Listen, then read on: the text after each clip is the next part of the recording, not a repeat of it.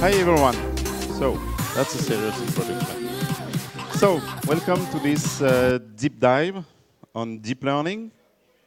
We're about to talk about generatives on artificial intelligence, machine learning, neural networks, deep neural networks, how we train them, how we use them in real life, and for 3 hours.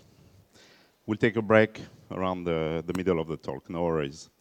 So I have plenty of things to tell you, so I have to try to go fast, but if anything is unclear, if you want to ask any question, don't hesitate.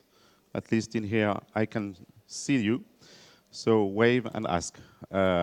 If you want to ask questions offline, you can ask me on my Twitter account. DMs are open, so go on. I hope that this introduction to deep learning will help you to understand how deep neural networks work and why they work. And I hope that in the end you'll want to go further, because 3 hours is far not enough for completing that. And I will have suggestions for videos or massive online courses. Who here has already followed a massive online course? Not many. That's wrong. No. In addition to conferences like this, MOOCs are really a great way to stay up to date on whatever field you are interested in. So we'll talk about that later on. Ready? Okay, so let's start with a bit of history, because when it comes to artificial intelligence, we've been promised a lot of things for decades, actually. Artificial intelligence is a research topic that started even before we had computers with transistors. So it started in the 50s when we had computers with lamps. Okay? So we can ask the question, what is artificial intelligence and where does it start? And as far as artificial intelligence is concerned, actually the definition changes over time. We regularly push the boundaries of what we consider AA, and even nowadays what used to be breakthroughs in a few years ago are now considered commoditized. So in any case, in the mid-50s, you can guess that AI wasn't going anywhere at all, as we didn't have any powerful computers at that time. So there's been a lot of promises made. Hey, we were even promised flying hoverboards. But results clearly didn't match these promises. So from that time, some people, you seem to be very young in here, so some people may remember chess games computers, for instance, but their level was nowhere near good human players. Better than me, that's for sure, but not enough for real players. So around the 50s, people and companies who used to finance all these researches got wary, investments got reduced, and this period, until the beginning of this century, is called the winter of AI. Things progressed very slowly, especially if we compare to what has happened during the past 10, 15 years. In the 80s, still, we've had what was called the first expert systems that helped people to make decisions. The only thing that these systems were actually doing was to apply more or less blindly sets of rules that applied to very precise domains. And these rules had to be expressed by real humans, experts beforehand. So this wasn't scaling at all. This approach was called the symbolic artificial intelligence. And it involved strongly logical and Cartesian reasonings that we could demonstrate afterwards. That's a positive point. Of course, if given enough time. In parallel, some researchers were still working on imitating neurons from the human brain. And actually, the core algorithms that we will see later on all the the core principles involved in deep neural networks that we use today were conceived at that time. Conversely, this approach is not symbolic anymore, but connectionist, because it refers to the connections between the neurons in our brains.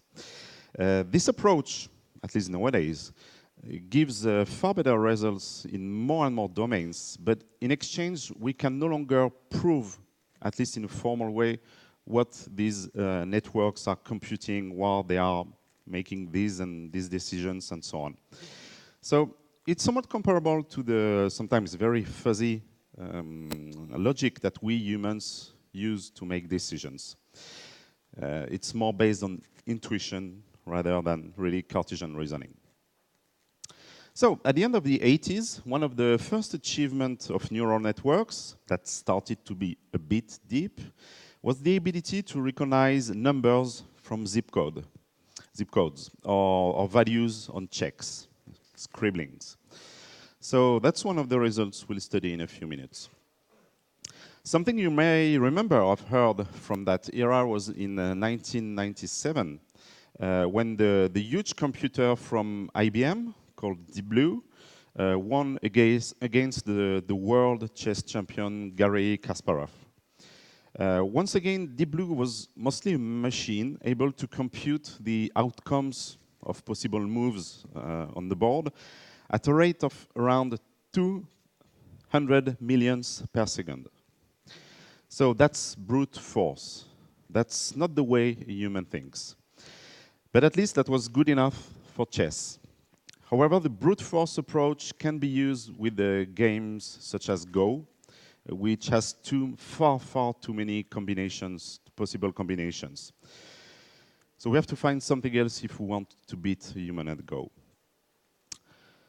So there has been many other progresses, but the real breakthrough of artificial intelligence and neural networks really came during this decade with deep learning. In 2007, so 10, 11 years ago, some researchers started to build the ImageNet library that now contains more than 15 million of images labeled with their content and bounding boxes, like this example. And every year, this set of images was used in competitions among researchers. In 2010, so 8 years ago, with different conventional methods of image processing, the best results were about 75%. So it was before deep learning. That means that one result out of 4 was plain wrong, so a bit pointless. In 2010, so 6 years ago, convolutional networks that we'll see later on were introduced and immediately won the competition with more than 10% of gap with the second competitors. So since then, I have to go back, researchers have elaborated neural networks, architectures, and training techniques, and that are even more powerful. And nowadays, on this kind of problem, the error levels are below 2%. So that's on par with what we call human-level intelligence. So since then, neural networks have been applied to many domains, sometimes with spectacular results. And as a starter, object recognition can now be performed in real time on embedded camera feeds, which is the minimal requirement for autonomous cars. This can be done in real time on cheap computers, actually. You don't need large GPUs for that. It helps, of course, but it's not really necessary. So nowadays, still machines can beat any human at chess without having to evaluate billions of moves in advance. And now we know how to achieve that with the games of Go without brute force, which really can't be applied on such games. So Google made AlphaGo, Facebook also replicated these kind of results, and we can consider this problem as solved from an AI perspective. Also, in terms of voice recognition and natural language processing, it looks like we are close to human-level intelligence. Translation between the most common languages seems to be well advanced. Speech synthesis is now really bluffing. So we should soon have real-time translation with even smaller devices, like earplugs that are connected to your phone, and actually the translation happen on your phone. Eventually, one of the breakthroughs that really fascinates me the most is autonomous cars.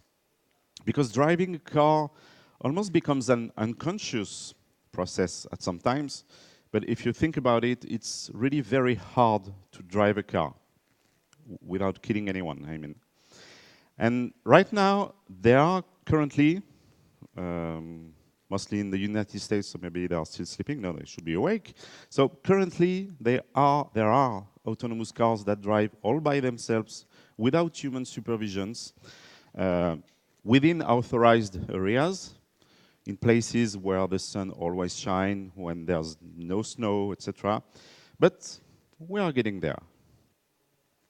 So things started very well for artificial intelligence and neural networks, and then almost everything froze to death during what we call the winter of AI. But do you know what caused the global warming that spawned research on AI around the world? There are actually two factors.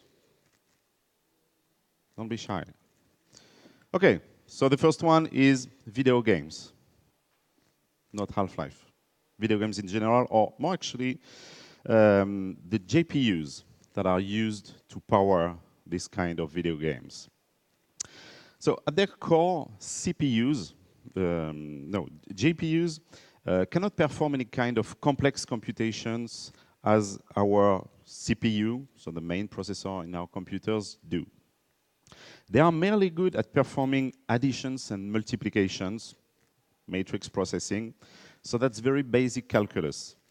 Except that they can perform a lot of these operations in parallel.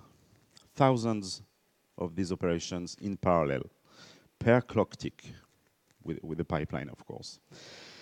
While regular CPUs in our computers have 8 cores, maybe 50, around 50 in release servers, they have vectorized instructions, MMX, usually they are called, but really they can't compete with the GPUs as far as pure calculus is concerned. And these additions and multiplication operations are really at the core of matrix products, which are at the core of what we need for neural network computations. And this card was the first one to be really programmable. So computer scientists could do really whatever they wanted on that, not just compute textures or whatever for games. So this was the area of general computing on GPUs, which is no longer general because it's very specific computations, but anyway. Then, of course, the industry caught on that, and things got more industrialized. We had neural processing units, tensor processing units. We'll see later on what a tensor is. And now, mostly from NVIDIA, which is really the leader on that topic, we have racks of machines with mostly GPUs inside to train neural networks or use them for inference. So, working on neural networks is a very iterative process. You first have to have an idea, starts from there. Then you have to experiment with this idea, which means some implementation time, but especially a lot of training time. It takes a very long time to train a neural network to learn what you want it to learn. Then you get your results, and then you have to repeat the process over and over again. You change your architecture, you fine-tune settings, you change hyperparameters. We'll see later on what that is. And using GPUs can give you a boost of about 2 orders of magnitudes compared to CPUs. So that means around 100 times faster. And this really makes a difference. In terms of training, this changes weeks to hours, months to hours, etc. So if you ever think to get serious about doing neural networks, you have to have a GPU, either on your machine, which makes it a transportable one like this one, or in the cloud. We'll see later on. And then, beyond GPUs that allowed massive parallel computations, what do you think is the second revolution that will enable the neural networks to thrive again?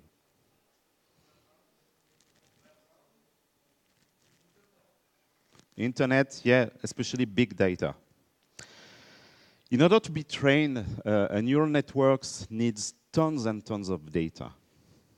So if you're working on cats and dogs images, or hot dogs, you need thousands of them with labels and bounding boxes, etc.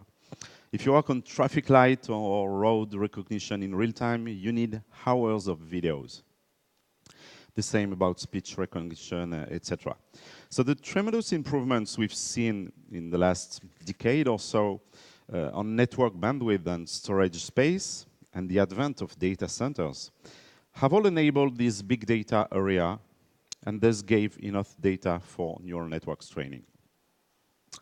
So let's dive deeper. What is machine learning? Let's start from how humans learn. For instance, when we have a kid and we teach them to recognize dogs and cats, to differentiate them, pun intended, how do we do?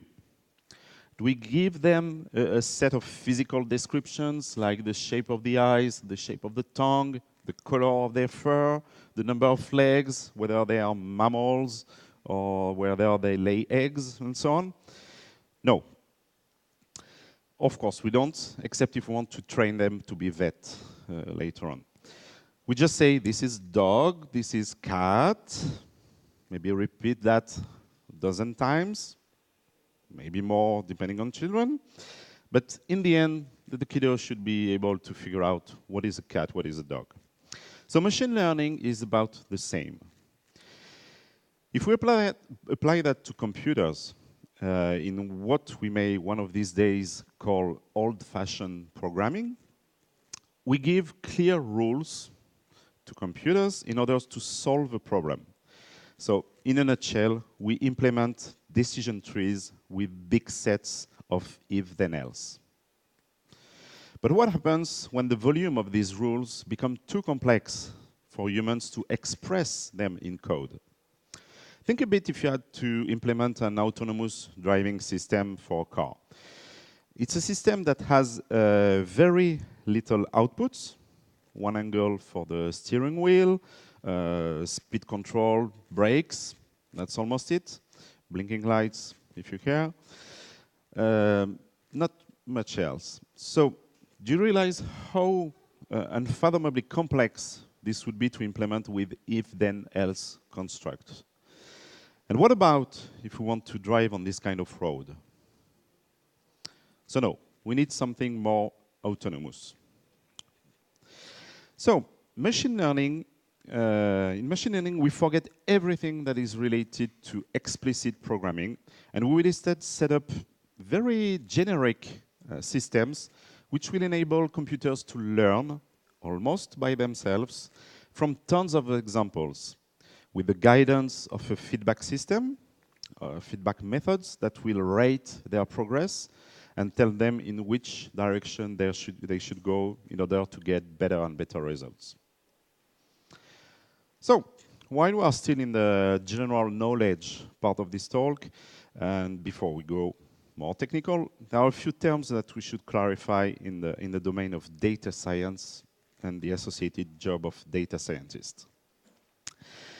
The goal of a data scientist is, from past data, to build a model that will allow to perform predictions on future data.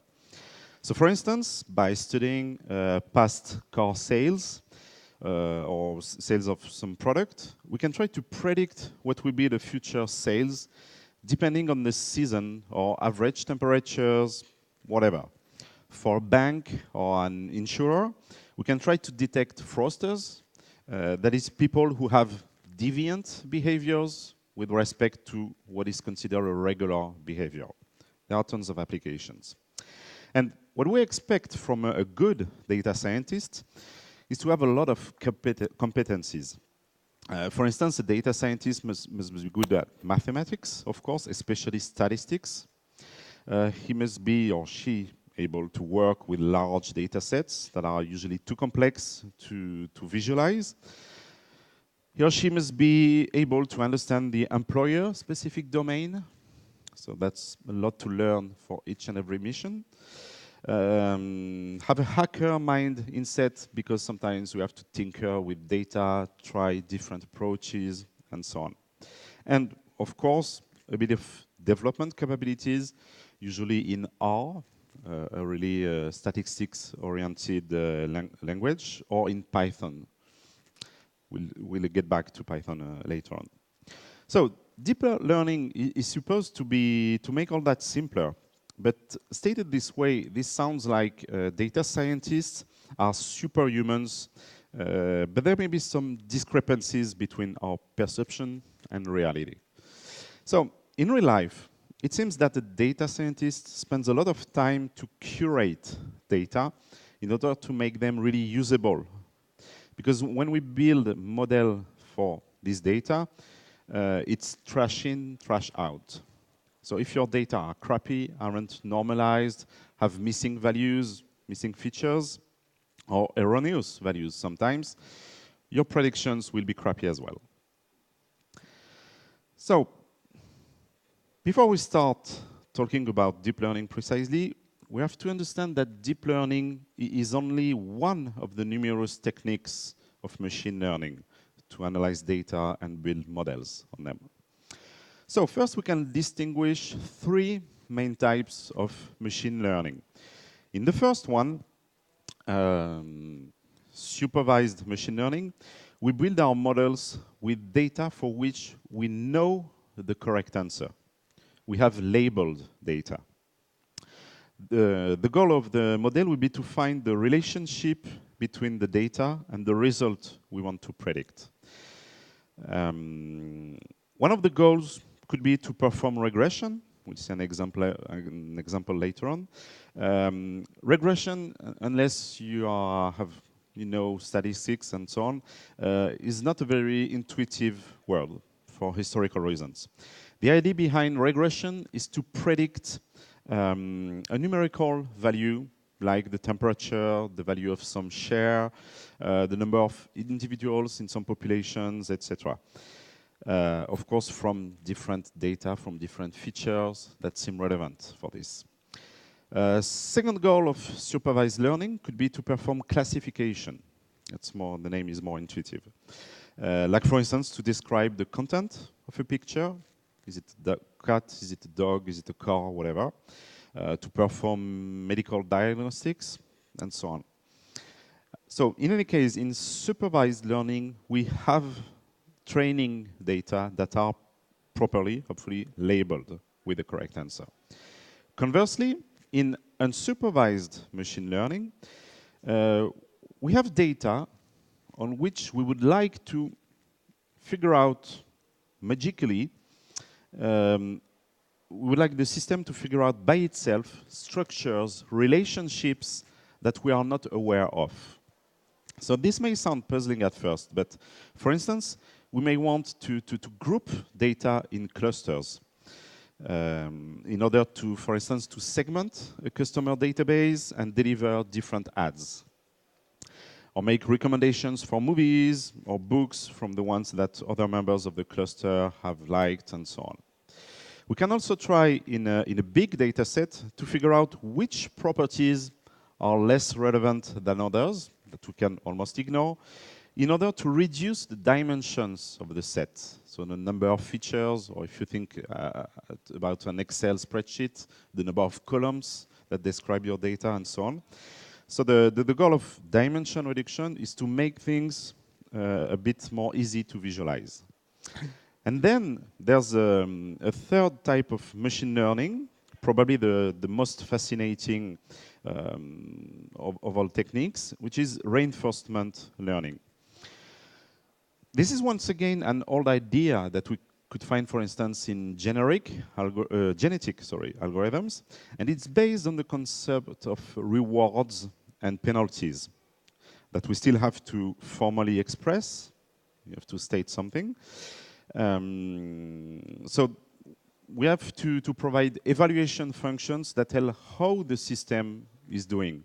Then functions that tell how the system can evolve the kind of decision it can make from one step to another, like moving pawns or whatever on a chessboard.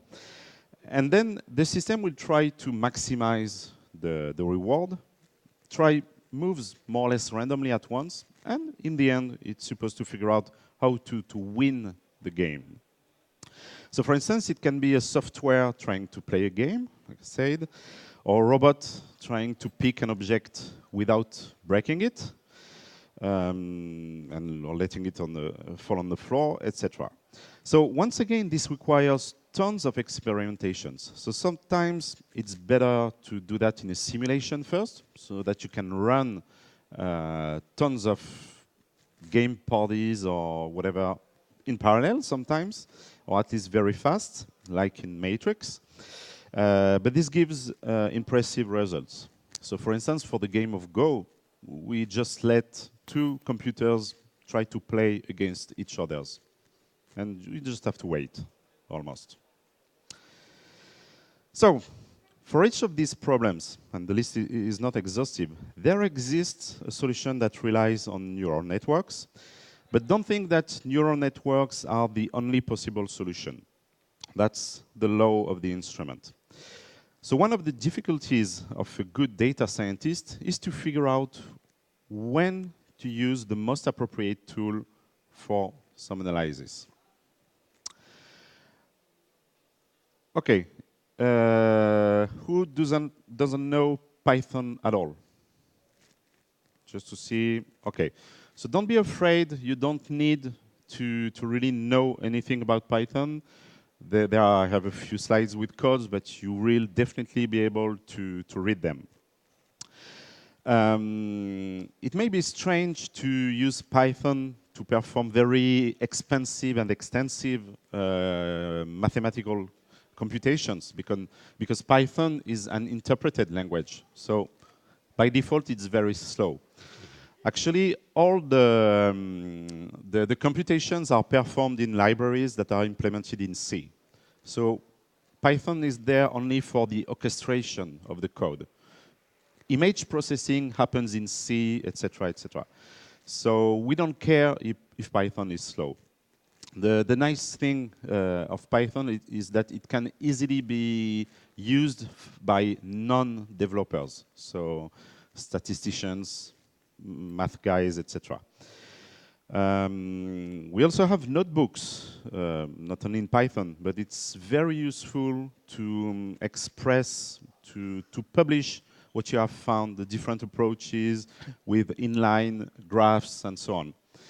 And it's very good as well in MOOCs, so the online courses, because usually they give you, when you do the exercises, they give you a half-completed notebook with instruction, with text, and then you have to fill in the blanks, and you can control your results. So that's very useful for learning and teaching. Okay, it has memory management. It has built-in support for lists and tuples and multi-dimensional arrays that we can slice very easily. So that's sometimes very useful for handling data and so on. And it has a lot of open source resources, probably too much. It has package managers, so it's a real mess. You have to really isolate your project, but anyway. It's a pragmatic approach. One more word, tensors. Don't be afraid, it's very simple. We start with scalars. Scalars are numbers which don't have any dimension, like 42. Then we have vectors. These are sets of numbers with one dimension. You need one index to tell which value you want to address. Then we have matrices, which are two-dimensional arrays of values. And then we have tensors. It's only the generalization of all that. So this drawing is frightening. It's used in many hardcore theories like general relativity and so on. But don't be afraid. We are all developers. Yeah, forgot this animation. So some people have tried to represent tensors. So in this case, a four-dimensional world on a two-dimensional screen.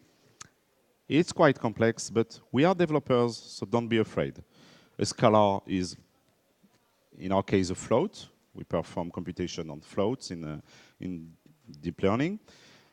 A vector is a one-dimensional array. A matrix is a two-dimensional array. And the tensor is a whatever dimensional array. Okay, so don't be afraid when we talk about tensors.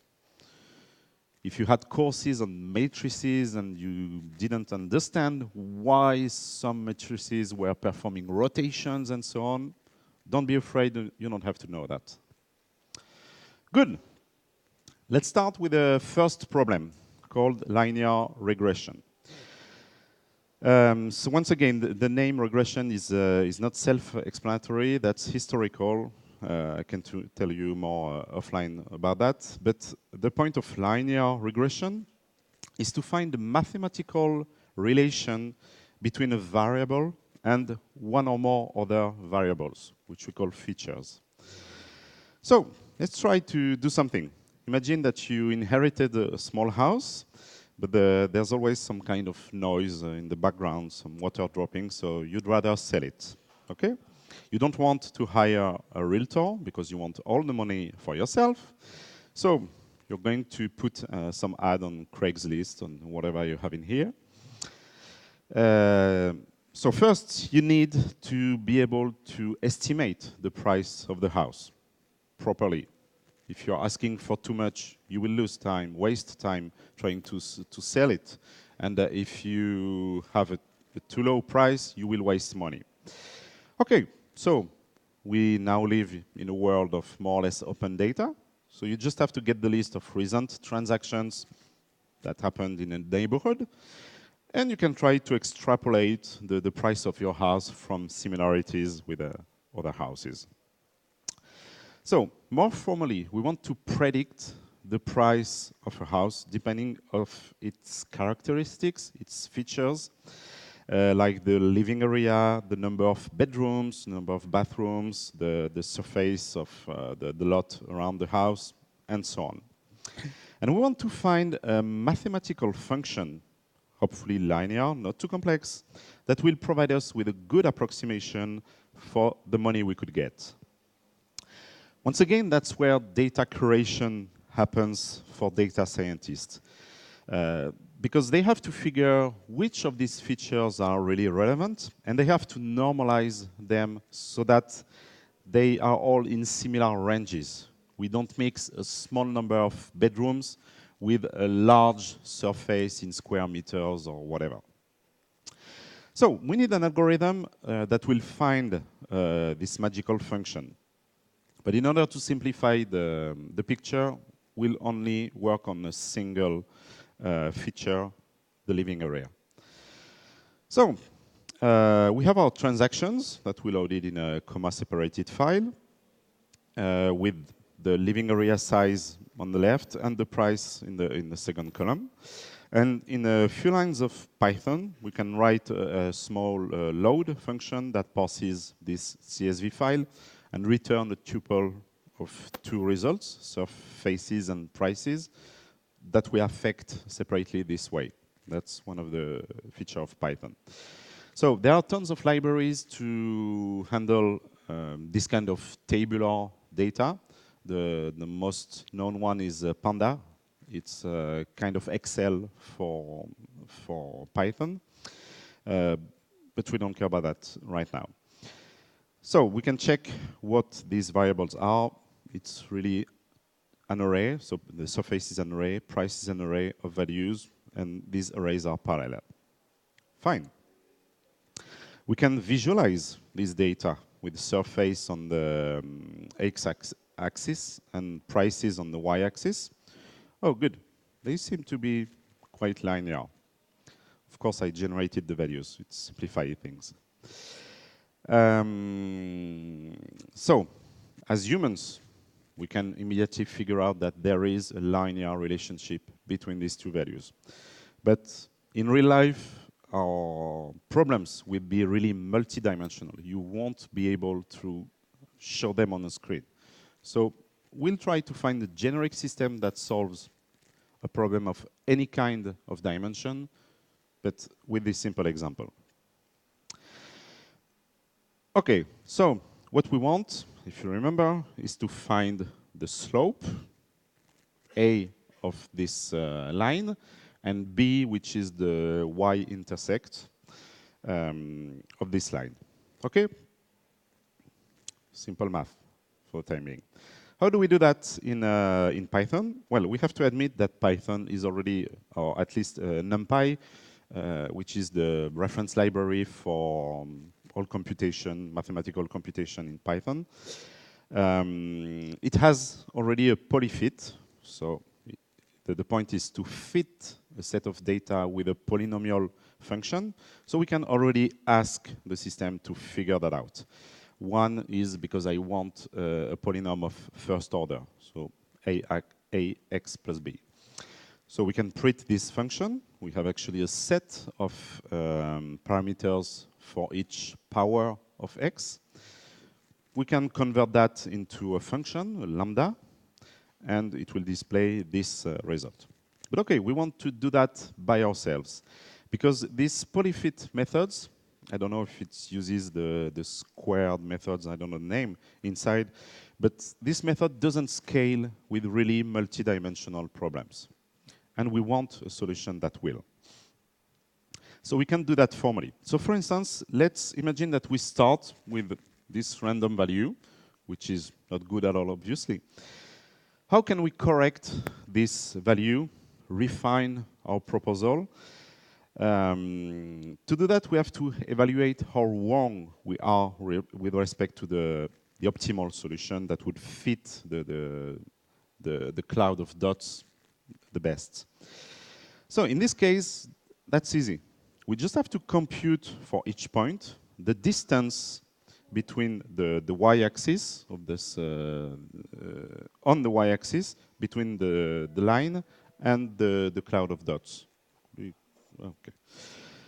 And then we just have to sum up all these distances. So for instance, for this point, we know the value, we know our prediction, which is often written with a hat on the variable. We know how to compute this value with this simple equation. So we just compute the distance, and then we do that for each and every point. Okay? And then we just have to sum all these distances. This will tell us how far we are overall from the goal. The problem is that if we compute the distances with a simple difference, in more complex cases where our prediction is sometimes above the correct result and sometimes it's below the correct results, these differences will cancel out each other, a positive and a negative value. So the idea is to, we have to divide by the number of values to get the average distance. It's not dumb. And we divide by 2 because it simplifies further problems. And the idea to avoid the problem I just mentioned is to raise to the square. Okay, so we only care about the absolute values of our errors. But we will get back the sign of the error later on, don't worry. Okay, and we call that a cost or loss function. And the goal is to minimize this function. So in this function, we can expand the y equation in there.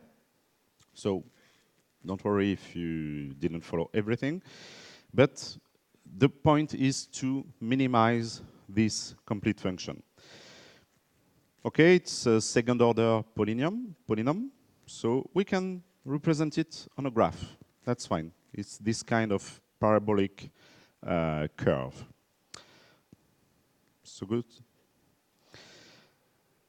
So we can notice that from these red spots that if A, the slope of our linear regression is too small or too large, we are far from the minimal, which is represented by this green spot. It's a bit less clear for the B parameter because it's never raised to the power of 2. It's only a linear order parameter. But still, we have a kind of curve and a slope on towards the green ball on the B axis. Okay, so the question is, how can we find the location of this green spot that minimizes our cost function?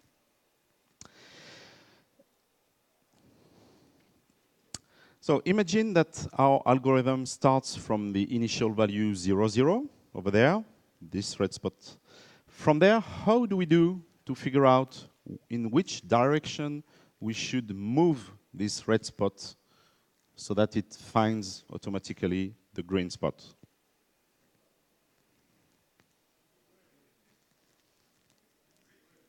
Gradients. Good. Perfect. That's the good point of having young people. They still remember that. So gradients. That's the core algorithm that is at stake in neural networks. Gradient descent. So in mathematics, the concept of gradients is just the generalization of the concept of derivatives over multiple variables. So don't be afraid.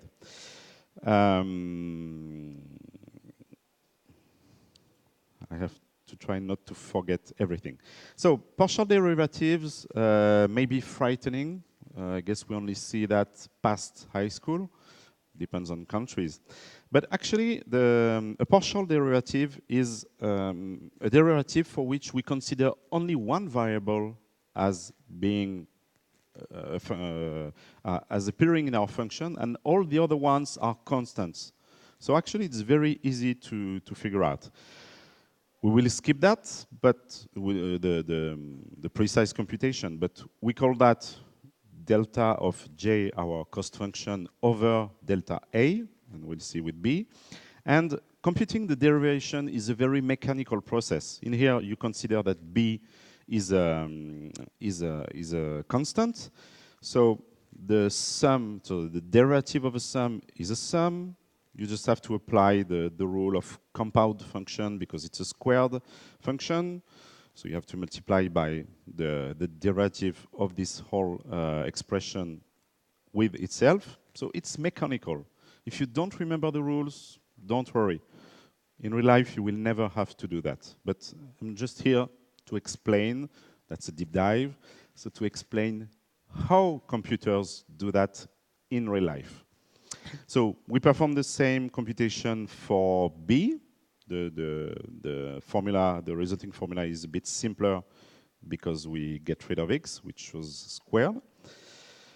And that's it. We have our two derivatives for our two variable system. That's probably the most complex slide. So once again, if you don't remember derivatives, don't worry. So the principle of gradient descent algorithm is to start from a random point. Here we are 0, 0. And to make progress toward the minimal, the green point. And for this purpose, for each iteration of our algorithm, we will update each variable in parallel, a and b, with the gradient, the local gradient at this point, multiplied by a factor, an alpha factor, which we call the learning rate. So this factor is very important. It will determine how far you jump at each step of your computation. So how do we find this value? Well, trials and errors. Alpha is the first hyperparameter that we will see in this presentation. And the problem is that if you choose it too small, you will learn very slowly. It will take a lot of time. That costs a lot of electricity and so on. And you are waiting for the results. And conversely, if you choose it too high, then you may jump completely on the other side of the valley there, and your algorithm may never converge. So you have to pick it carefully. Good. Then maybe you can try that and let the ball loose and see what it does. So good, at first it's going quite fast because the gradients are quite large, the slope is large, and then it moves slowly towards the solution. Slowly because the gradients are small in this area, and because we don't have any memory of past actions. We don't have momentum. We'll see that later on. But good, that seems to be working in this case. So let's forget about partial derivatives. I hope you understood the basic idea, and let's rise up our talk. So our algorithm was actually divided in two phases that I suggest to represent this way. First, we start with we have a path of forward propagation where we propagate in our graph of computations, which is very simple there, our learning data X. Oops, try not to fall. Then we multiply this value by A. We add, whoops, sorry for that. So we multiply, okay.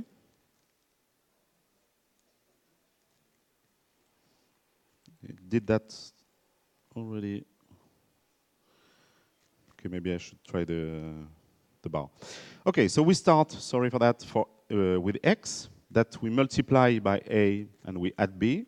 This gives us a prediction Y hat that we compare with our non-result Y, which gives us a delta that we will propagate back to A and B. And we will update these parameters that we are looking for. Okay? And then we repeat this operation until we are satisfied with the result and we seem to be no longer learning. So far, so good? So one important point to keep in mind there is that we were able to represent our problem with a 3D curve. Okay, but keep in mind that we have dramatically simplified our problem. We only considered one feature.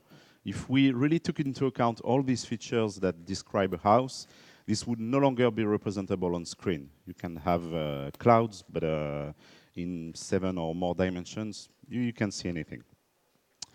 So how can we find a way to figure out whether our algorithm converged or not, which could be applied to any kind of problem, whatever the dimension?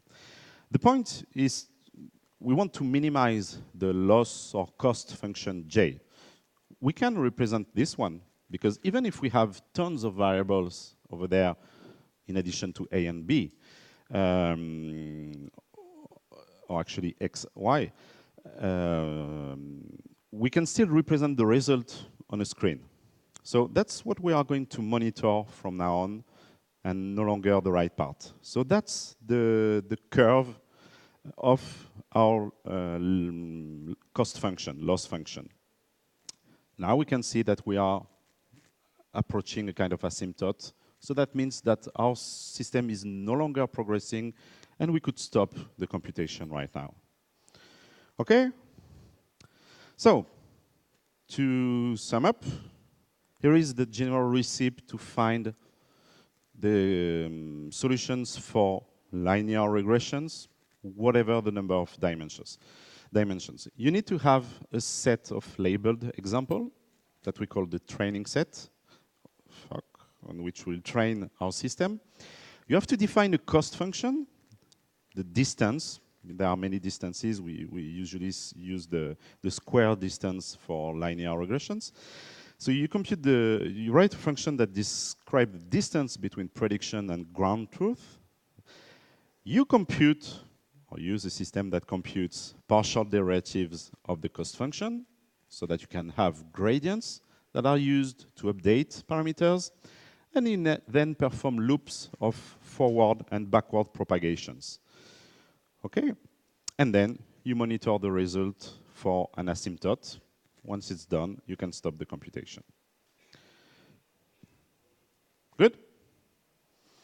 So, let's try to do something a bit more complex, deciphering scribblings in zip codes, for instance, or numbers on checks. So that's a bit the hello world problem of image recognition. It's called the MNIST Database. It was done by Yannis, who was a pioneer, and still is, of convolutional networks. We'll see that later on. And now he's leading the research team for artificial intelligence at Facebook. So this work was done in the United States, so that's why you may not be writing ones and sevens the same way. But you can see that some people use the bar and some don't. So it's a training database with 70,000 labeled digits. So we have the solution for each of these digits. And the goal will be to find a system that will automatically learn how to recognize these digits. So in this database, each image is stored as a 28 by 28 pixel matrix with 256 levels of gray. That's the way it is. So matrix are a bit complex to handle. So we'll do what most people did at that time, and we will strip all these pixels and use them in a linear vector. Okay, so I only represented 4 of these pixels, but we have 784 in each image. Okay, so this looks a lot like our previous problem, where we had a vector with many data, and we want to find a linear regression solution that could predict what kind of digit this is. There's a difference still, is that formerly we were performing linear regression, so we wanted to have a numerical result in a continuous range. Here we want to perform classification. We want actually 10 discrete outputs, 1 for each possible digit between 0 and 9. And we'd even like to have a probability associated to each of these digits to be able to see whether our system is confident in its predictions or not. But still, can we try to adapt our former system to this new problem? So let's try to do that. We perform the same computation. I've written that as a sum of products, so it's a weighted sum. I removed the the plus b. We will reintroduce them later on. And the point is to have one function that will be used to predict with which probability this number is 0. And then we perform, okay, so I will no longer represent all the weights because it won't fit on screen, it will be a mess. So let's keep in mind that for each line in this graph, there is an associated weight, okay? So let's forget about these weights. So we'll do that 10 times for 0, for 1, for 2, etc., up to 9. So that means how many weights do we have in this system? We have 784 pixels. So for each digit, we will have that many weights. So in total, we have 840 parameters to find. Okay. Then these weighted sums, they will give us results which are in a almost random range. We want to normalize results. We want to have probabilities. So probabilities are between 0 and 1. So in this case, we don't want to keep the highest score. We want to keep all scores, but we want to normalize them within the 0.1 range and to respect the kind of outputs that were output by each of these nodes. So for this, we are going to use what is called the softmax method. So it's not a strong max that returns only one result. It's a softmax that returns, in this case, 10 results. So if you want to do math, that's the function for softmax. We raise each prediction with the exponential, and then we divide by the sum of all exponentials so that we have a result between 0 and 1. And the point of using exponentials is that it will spread the values. Small values will be even smaller, and larger ones will be even larger. But don't bother too much with that. And the point is to compare that with what we call the one-hot encoded vector for the results. One-hot because we know the results, which digit is the correct one. And the point is to encode that as a vector where only one bit will be set. Okay, so we have our distance. Then we have to write a cost function that we will want our system to minimize. So in the previous case, the cost function was quite simple. It was just the sum of all the distance, or the squares. For classification, it's better to use a function that is called cross entropy. Once again, this may sound like complex math, but actually, if you think a bit, this sum could be seen as an if-then-else, because our results, yi, are none. They are either 0 or 1. So only one of the two members in this addition will be multiplied by 1. So you can ignore the others. So in the first case, if we have found the good result, so if the y high is 1, we want the log to be as high as possible. Conversely, if we are wrong, we want our prediction to be as small as possible, maybe even negative number, whatever. So decisions to take in your architecture, but you can forget about the precise math. So still, we have to talk about how we measure accuracy in statistics, because it's not always intuitive.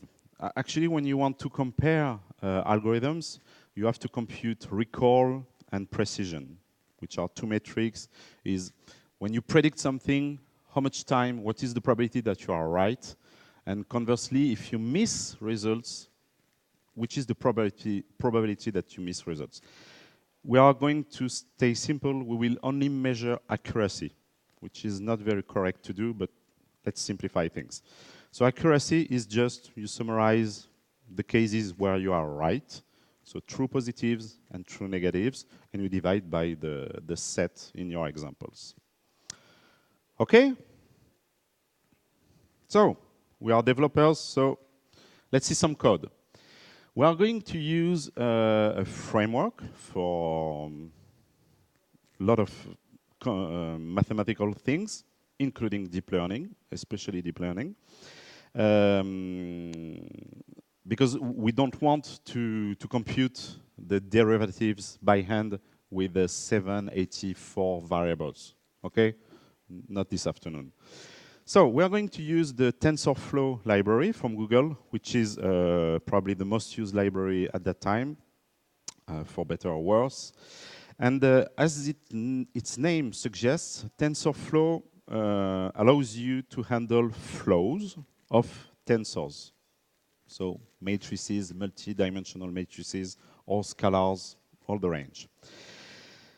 So the point is to define your computations as operations on tensors, so that TensorFlow will be able to perform symbolic derivation, so that you don't have to compute to apply the mechanic rules of derivations and so on.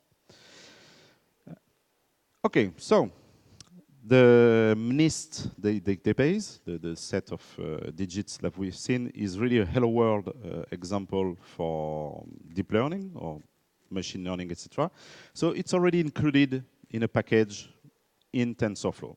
So you directly have the function read data sets that will download the data set from the internet the first time, extract everything, and then we have, it will expand all the images in 2 folders for the images themselves and the results, the labels. We tell it that we want one-hot encoding of the results, so it will expand the label as a one-hot encoded vector for us. So we can ask what type of data we are handling, and we can see that it's NumPy, that's the mathematical reference library in Python. It's an n-dimensional array, so that's a tensor, actually. It's a 2-dimensional array with 55,000 examples, and for each example, 784 pixels.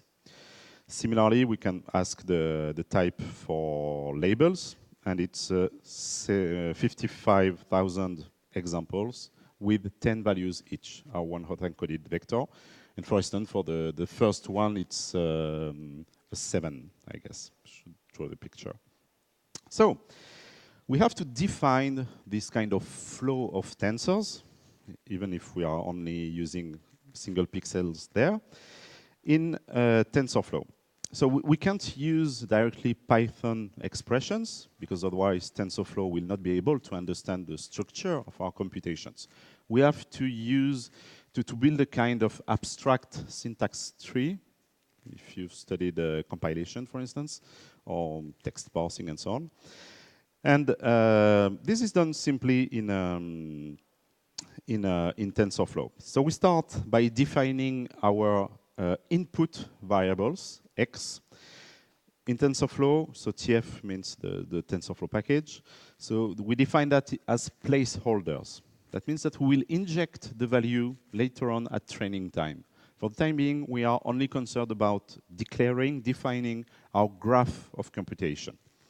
So we don't know yet the number of elements, examples we have. So we say none, but we know that we have 794 pixels each, and we have to tell TensorFlow to define that number of variables. It's really not going the way I think. So, sorry, but I have 2 buttons that do the same thing. No. Okay. Sorry for that. So we have defined our placeholders for the input values. Then we have to define the computation we perform on them. So we need weights for each of these lines in this graph. So this is defined as variables. It's a constructor in Python. And we initialize them with the zeros at first. And their size is 794 multiplied by 10 for each output pixel digit. Good. Then we have to define our operation, so the multiplication with these weights. And that's where matrix multiplication occurs. So I won't detail that, but if you think about it, that's, in this case, a vector multiplication. Okay? But we have tens of them, so this becomes a matrix multiplication. Once again, TensorFlow will do everything. Good. Then we have to compare our predictions with our labels. So we have to define these labels. So once again, these are placeholders. So, sorry, I inserted the Y line. So these are, again, placeholders that will inject at learning time, training phase. So we don't know how many examples we have, but we know that we have 10 values for each. And we define that as floats. Okay, this should be just 0 or 1, but we have to standardize that on float. Good. Then we just have to write our softmax operation and the cross-entropy loss function with the logarithms and so on. Okay, it's quite complex, but it's so used everywhere that there's already a function for that in TensorFlow, which is called softmax cross-entropy with logits. Okay, so logit is another word that has for historical reason is not really meaningful, but it's the results, the known values, or no, actually it's the prediction that you are making. So y hat, but we can't write hats with Python. So we tell this method to use y as labels, y underscore, so the result of our weighted sum as logits, and to compute the mean, the average, because we don't want to have a result that depends on the number of examples. Good, 1 line. Then we have to implement our gradient descent algorithm, where we update values at each step. Once again, thanks to TensorFlow, this is a 1 line of code. We just have to provide the alpha rate. So we have to choose this one by ourselves. But the way to do that in TensorFlow is to ask it for an optimizer of type gradient descent with the learning rate that we have chosen. Okay, then we have to define the goal that for TensorFlow, and the goal will be to minimize the J function that we have defined just before. Okay, so now we haven't performed any computations yet, but TensorFlow knows all the graph of our computation. It knows what its objective is, minimize the cost function. Now we can run the algorithm. Mojito time. So we still have to establish a link between the placeholders that we have defined without specifying their number and the actual training data that we have. So in Python, this is done with a dictionary. So it's a map.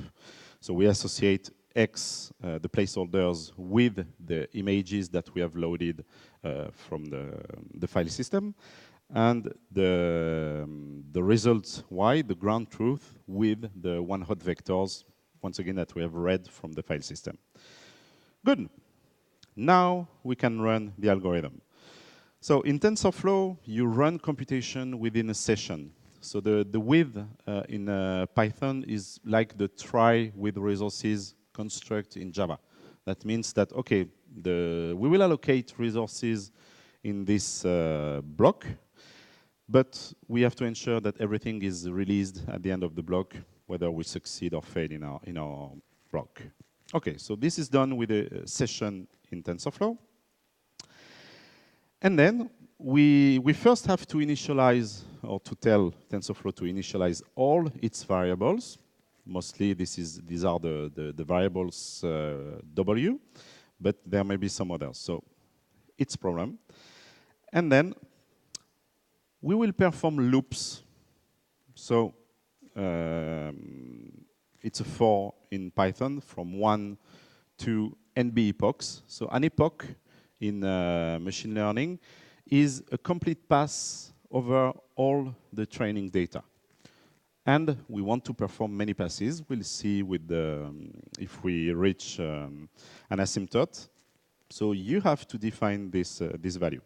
And we tell TensorFlow, okay, run that with your goal, which is to minimize the cost function, with the dictionary that we have built.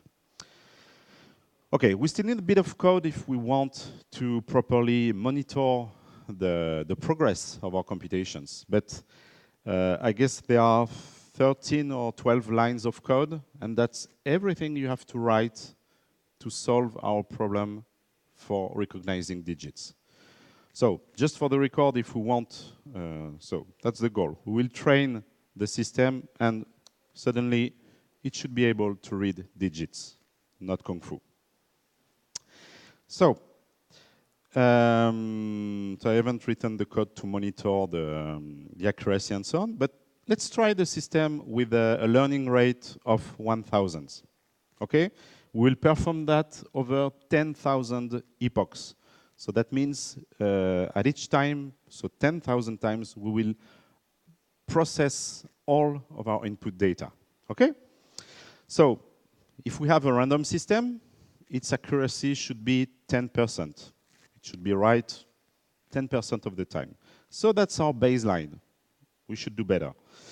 Okay, let's try. So we can see that at the very beginning of our algorithm, we already have an accuracy of 2/3. That means that with only one pass over all of our training data, we can predict the accurate result 2 times out of 3. So it's not that bad. We are onto something. We reach 86%, but we don't know if our algorithm has really reached a fixed point, because apparently we don't have any asymptote there.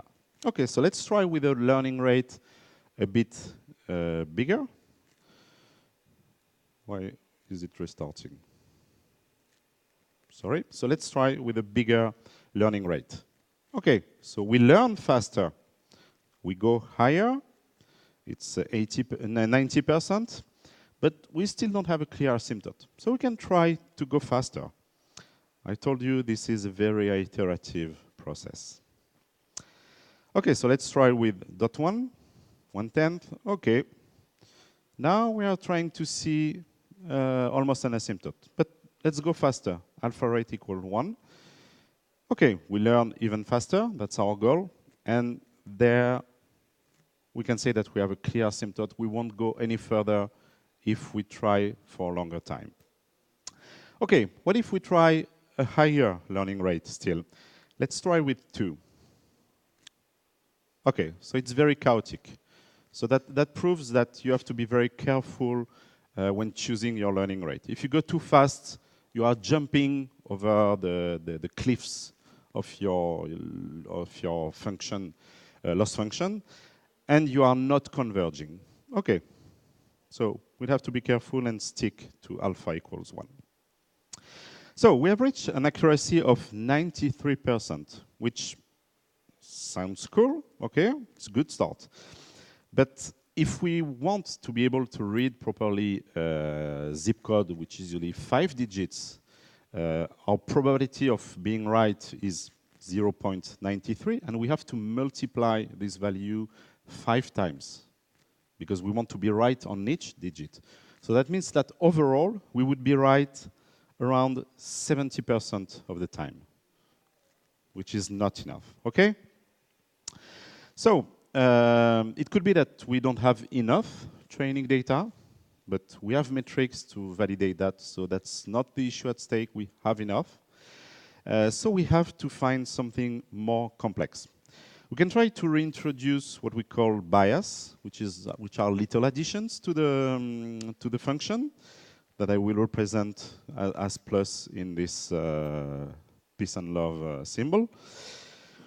Okay, so in TensorFlow, we just have to define another set of variables that the computer will have to figure out. We only have 10 because we have 10 digits. We just have to update our expression. So there's magic at stake in Python with the plus operator. It can spread over all the rows in the matrix. You don't have to use a TensorFlow node. That's a shortcut. And let's try if you have something better. You can try that. I don't know if you see. I don't even know if it started. Actually, it goes a little higher. So it means that if we make our function a bit more complex, we are able to learn a bit more. But it's really anecdotal. So we have to go really further in terms of complexity for operations. Okay, so we have to figure out something a bit more complex, and the point of researchers was to try to mimic the human brain, as we are supposed to be the most clever species on Earth.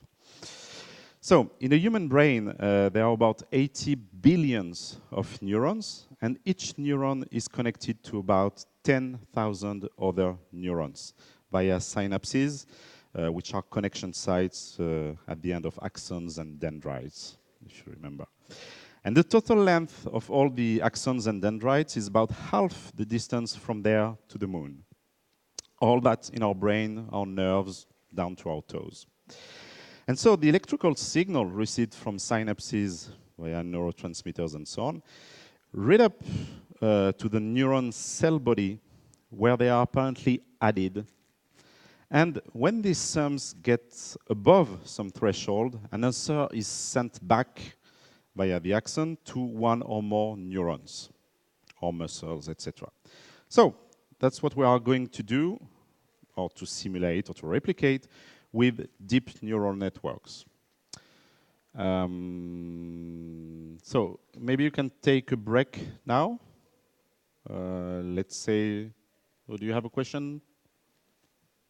So what are your questions so far? Because we shouldn't ask if you have your questions. Yeah.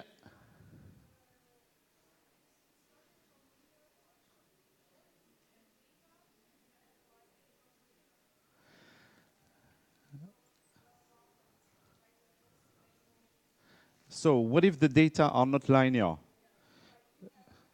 Actually, you need polynomials of higher order if you want to. Yeah. Yeah, but it's the same problem. The method, so the question was, our example was with a linear function, but what if our function is not linear, and it will never be in real problems, and it will be multidimensional. So we have to, our algorithm is applicable to that.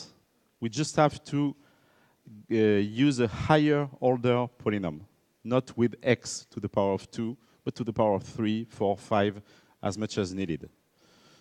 But we'll see that neural networks are better at that. Okay? So let's be there in 15 minutes. I don't know what time it is. Thanks. Okay, shall we resume? So, to summarize what we've seen, we have found a generic algorithm called gradient descent that seems to solve linear regressions problem as well as classifications problem not that bad. They are not enough to solve the problems that we've seen about reading zip codes, but it seems to be a good start. Apparently, we need more complex functions. The single layer of nodes that we have was not enough. So we are trying to get inspired by human brains, animals as well, actually, with deep neural networks. So going back to our previous system with only one layer of weighted sums, we are going to add some additional layers. So we move the softmax away because we still want this result for reading digits. And we will forget about the difference computation, otherwise it won't fit on screen. And we're about to add a second layer of nodes and a third one, a fourth one, and we'll stop at 5. So the guys who worked from Jan LeCun team on this kind of deep neural network, they found out that a good structure was to have 200 of these weighted sums in the first layer, then 100 in the second, etc., etc., synthesizing information all the way down to the softmax output with 10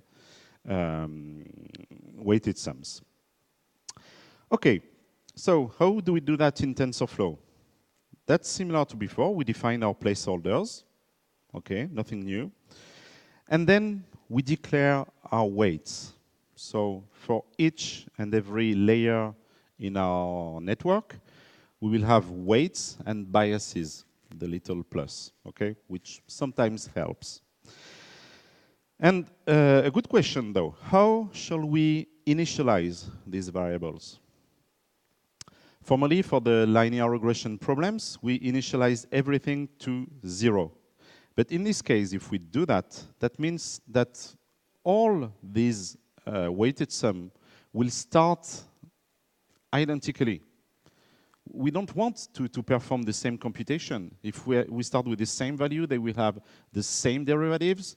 We will increment all of them the same way. That's pointless. So we need to break this symmetry.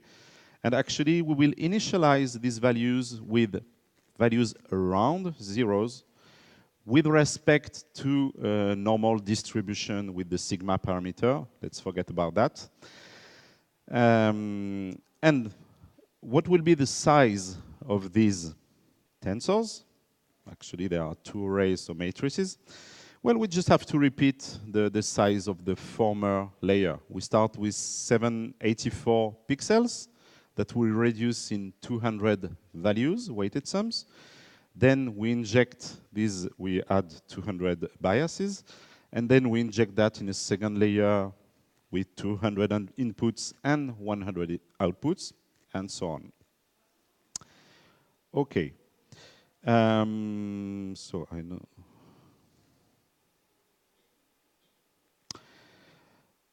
Our weighted sums are still matrix computations, products, sorry, except that we now have 5 of them. We add the bias, etc. We compute the softmax, and that's merely it. Except that during the video on the human brain, I said that neurologists thought that a neuron was not directly summing up electrical currents it was receiving from dendrites, but it was actually passing them through some kind of activation function, meaning that if the sum of the electrical currents pass a certain threshold, then the neuron will activate and forward a value. That depends on this weighted sum. And at the time, the neurologists thought, and maybe they still think, that this function was a sigmoid.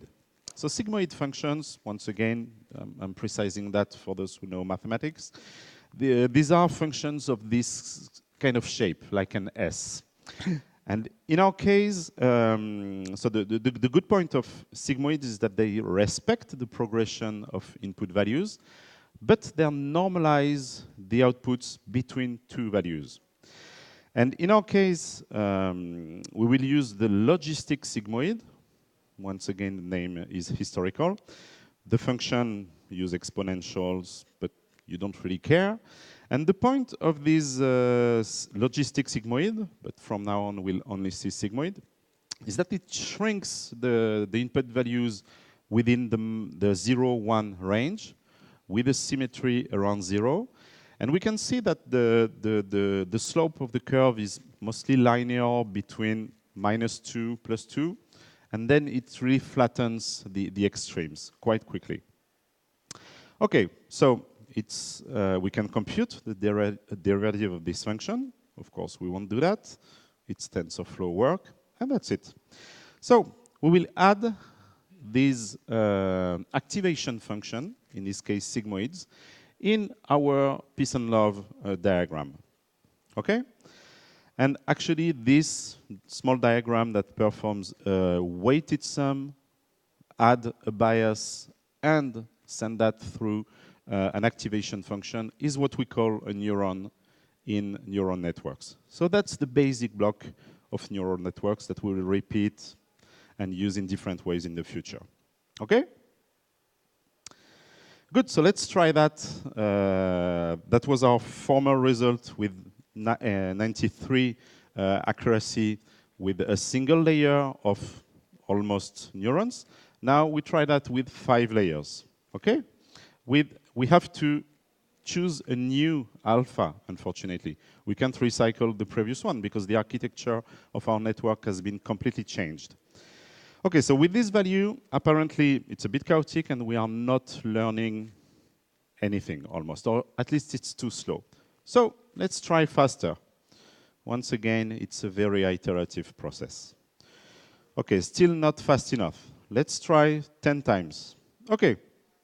Now it seems that after having seen 4,000 times the same set of data, this network is starting to learn something. We still don't have an asymptote. we have a hiccup somewhere, which is strange. But let's try to go faster. OK, we learn faster. That's good. We have hiccups, so that's not good. But in the end, we managed to learn with an accuracy of 100%. We managed to learn to recognize digits. So we are on a very good track. So are we happy yet? No. That's definitely too slow. On this graph, we had to wait 6,000 or 10,000 epochs to reach our result. So no, we can't do that. We have to find a way to speed up computations. Okay? So if we go back to the basic of our algorithm, at each epoch, we take the whole set of learning data, of training data, and we perform our forward and backward propagation on them. Okay? So do we really have to do that at each and every step? Do we have to see all the data? Maybe we could try batched epochs.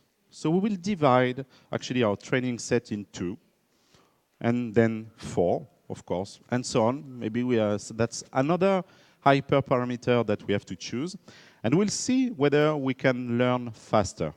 OK, let's try that. So that's what we've just been doing with one batch, so the whole training set for every epoch. Let's try now with, I reduced the maximal number of epoch there. Formerly, we had 10,000. It was necessary to reach our accuracy. Now, I want that to fit in 500. OK? So it's not enough with one batch. Let's try with half of the training set at every pass. OK? So at the beginning, it's still the same, but then we start to learn earlier. The training is the learning result is a bit chaotic, but that seems promising. Let's try with 5 batches.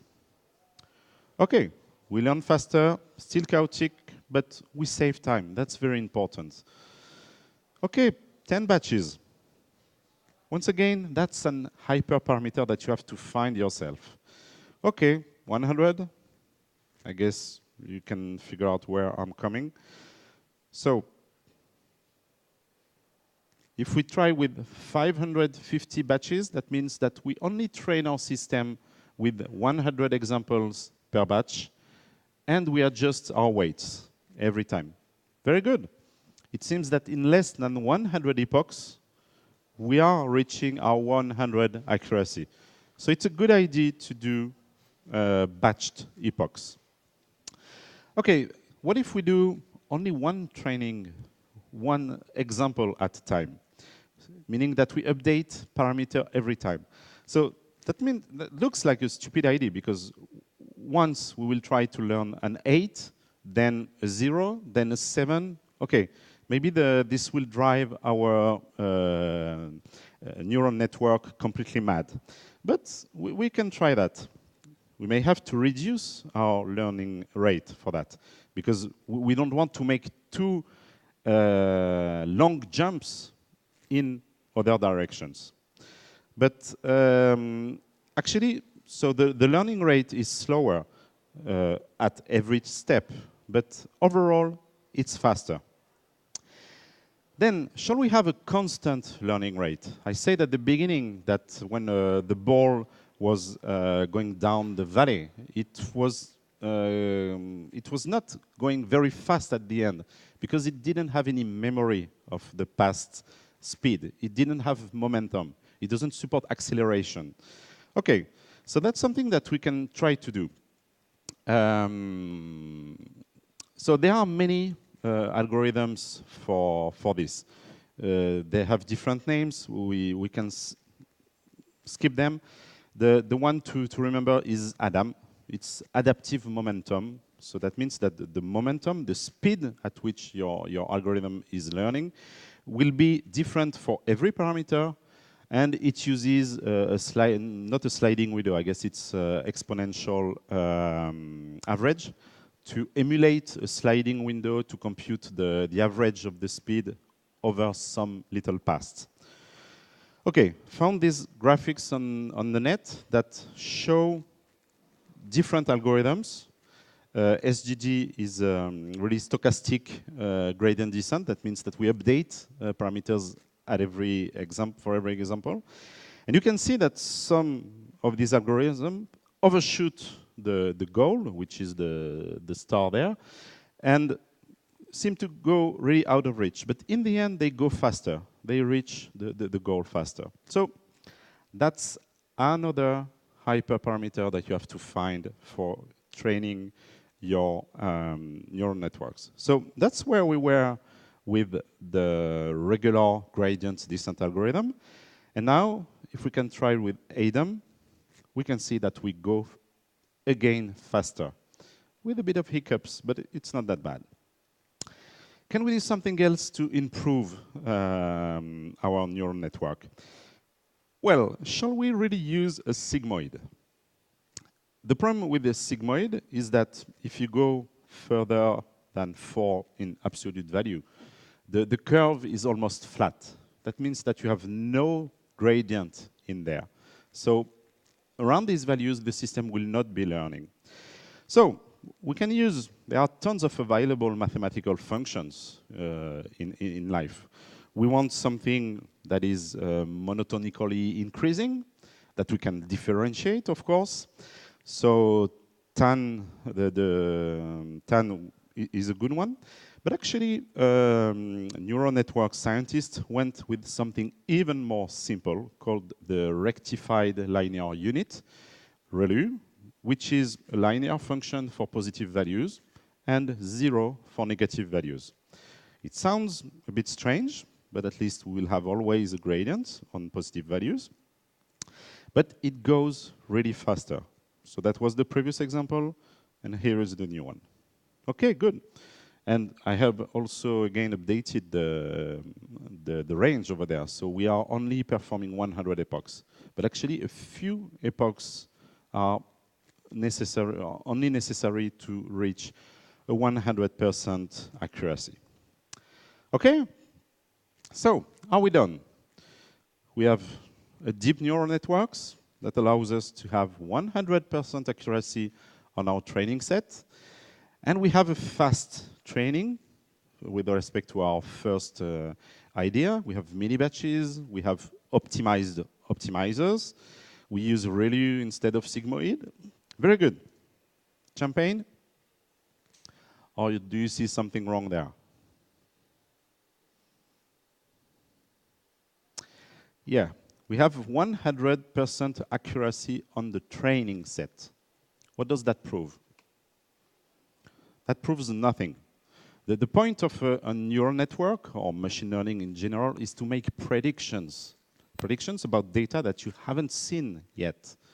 There we are seeing that, okay, for everything that I've seen, yeah, I can recognize all the numbers without any mistakes. Good, but this is irrelevant. This is not an information. So, actually, if we want to really measure the quality of our system, we have to split the training set in 2, or actually 3. We have to use a test set, which will act as a reference. We will never train our system on this test set. It will be used really to say, okay, if in the future I see values of this kind, I will have this kind of accuracy. Actually, we divide the training set in 3 sets, because we will use a validation set to adjust some of our parameters. But really, the point is to never train our system on the test set.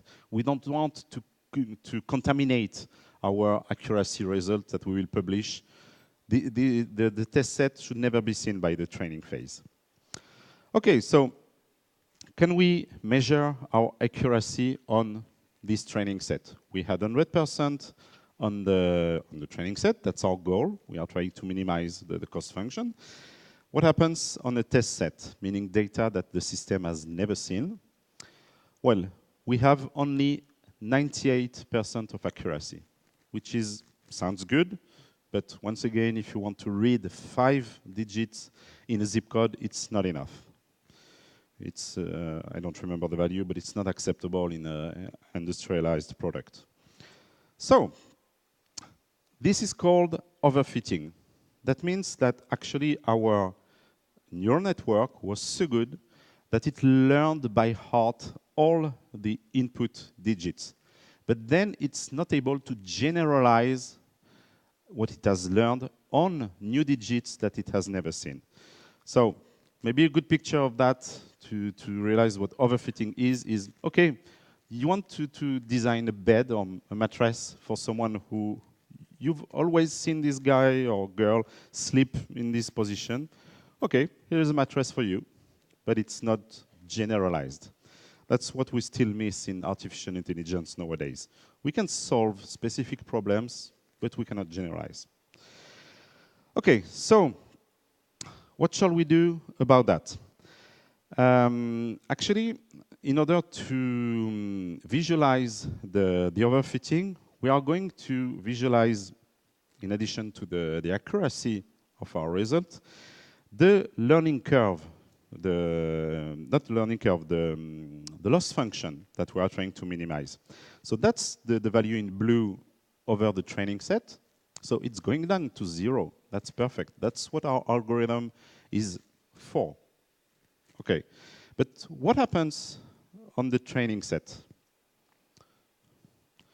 Okay, so we learn very fast because we go down to 10% of accuracy very fast, but then the progress is more chaotic, and then beyond some point the process diverges, and we are getting worse and worse in predicting values for digits, images that we have never seen. Okay, so in real life, these are the values that we will be monitoring over time in our systems. The resulting accuracy, okay, it's mostly for the record, let's say, and the progress of our loss function. So, what can we do to fight the overfitting? Well, first we could stop learning as soon as we see that our algorithm is no longer converging on the test set. Okay, but then that means that we have to stop at 98% of accuracy. It's not good, not enough. We could use more examples. Once again, we have metrics to figure out whether this is our problem or not. In this case, we have more than 70,000 examples overall. We use 55,000 on the training set, so it's not a problem of examples. We have enough. Okay, so we could use regularization techniques. So there are several of them. The point is to prevent the weights in our system to go in many directions and to have them to fit more a regular curve, a Gaussian curve of normal distribution. So one of the first techniques is a quite paradoxical one. It's called dropout. So we will apply a Quentin Tarantino technique. We will just shoot some neurons randomly at each step of our algorithm. So most of the time, we use values like 25% of the neurons. We will prevent them from learning anything during a phase. So that sounds quite stupid. We want the system to learn. But no, actually, we want the system to learn not too much. So preventing neurons, so shooting neurons, preventing them from learning, that means that we exclude them from the forward and backward propagation technique step for a given run. And then we have to adjust weights so that they are still spread evenly over all the neurons in the layer. So we just remove them from the list of neurons that we have to process. Actually, it's randomly at every step. So it's a first technique. Another one is to perform batch normalization. That means that once again, normalization of outputs is very important. Normalization of inputs, but also outputs of different layers. So it's regular computation with means and averages. I won't present that, but there are other techniques. And then There are architectural changes, because with this kind of network that we call fully connected networks, we have made big progresses by comparison with the single layer network, but it's still not enough. So Yannis and his team have tried larger, deeper networks with more parameters, less parameters, whatever. The one I presented was the best one with this kind of architecture. So we have to find something a bit more evolved than these fully connected networks. Okay. And in order to get further, we have to realize that there's a structural information of really the utmost importance that we have forgotten and destroyed at the very beginning of our process. Do you remember that? We started with matrices, with images that are two-dimensional array of pixels, and we have flattened them in a linear vector. This way, we have lost the locality information, that some pixels are close or far away from other ones. And they are related, these pixels. So we hoped that our neural network was able to recompute, to refigure out this information. But apparently that was too complex for it. And if we keep considering humans as a relevant reference, in terms of vision at least, in order to replicate our abilities in computer programs, then we should probably consider a bit more how we process in real life visual information in our brains. Okay, I would like to play a game for that. So don't worry, it's not dangerous. The doors are open, you're safe. I'm just going to show you some pictures quite quickly, and please try to figure out what you think of them at first sight, very quickly, your first impression, without thinking too much. Okay? So, what is that? No, it's not someone's face, it's just a can. Is that a bird, a phoenix? No, it's an orchid. Whoa, a ghost that spies over the window? No, that's just frozen water. Sleeping giant? No, it's just a mountain, snowy mountain. Okay, guess we can stop there. So, this phenomenon, or this ability that makes us recognize shapes, common shapes, is like a reflex that we can control. And it's called pareidolia. And this ability that we may have picked over years of millennia of evolution by nature. I guess it was useful when we were in the jungle or whatever to spot hidden big cats behind the bushes. This may increase our lifespan. And nowadays, this mostly helps us to recognize moods expressed using smileys. Okay, but that's another story. What I think we should take away from this pareidolia thing is that in human vision, at least, and we found that in cats as well, I don't know if we studied other animals, overall shapes are the most important information we need. Maybe probably more important than colors. Colors is used to refine our understanding of what we see. So that may be what we are missing in our fully connected neural networks. They are not able to detect shapes. Okay, so we'll try to do that with convolutional networks. So these networks are supposed to be more useful to analyze simple pictures like digits for the MNIST database, but also much more complex pictures like cats and dogs, etc. So the basic idea may sound cryptic at first, but it's actually very simple. The basic idea behind convolutional neural networks is to use convolutional filters that are also called kernels. So we start with this image, this matrix. We forget about the RGB layers. Let's stick to some black and white picture. It will make things simpler.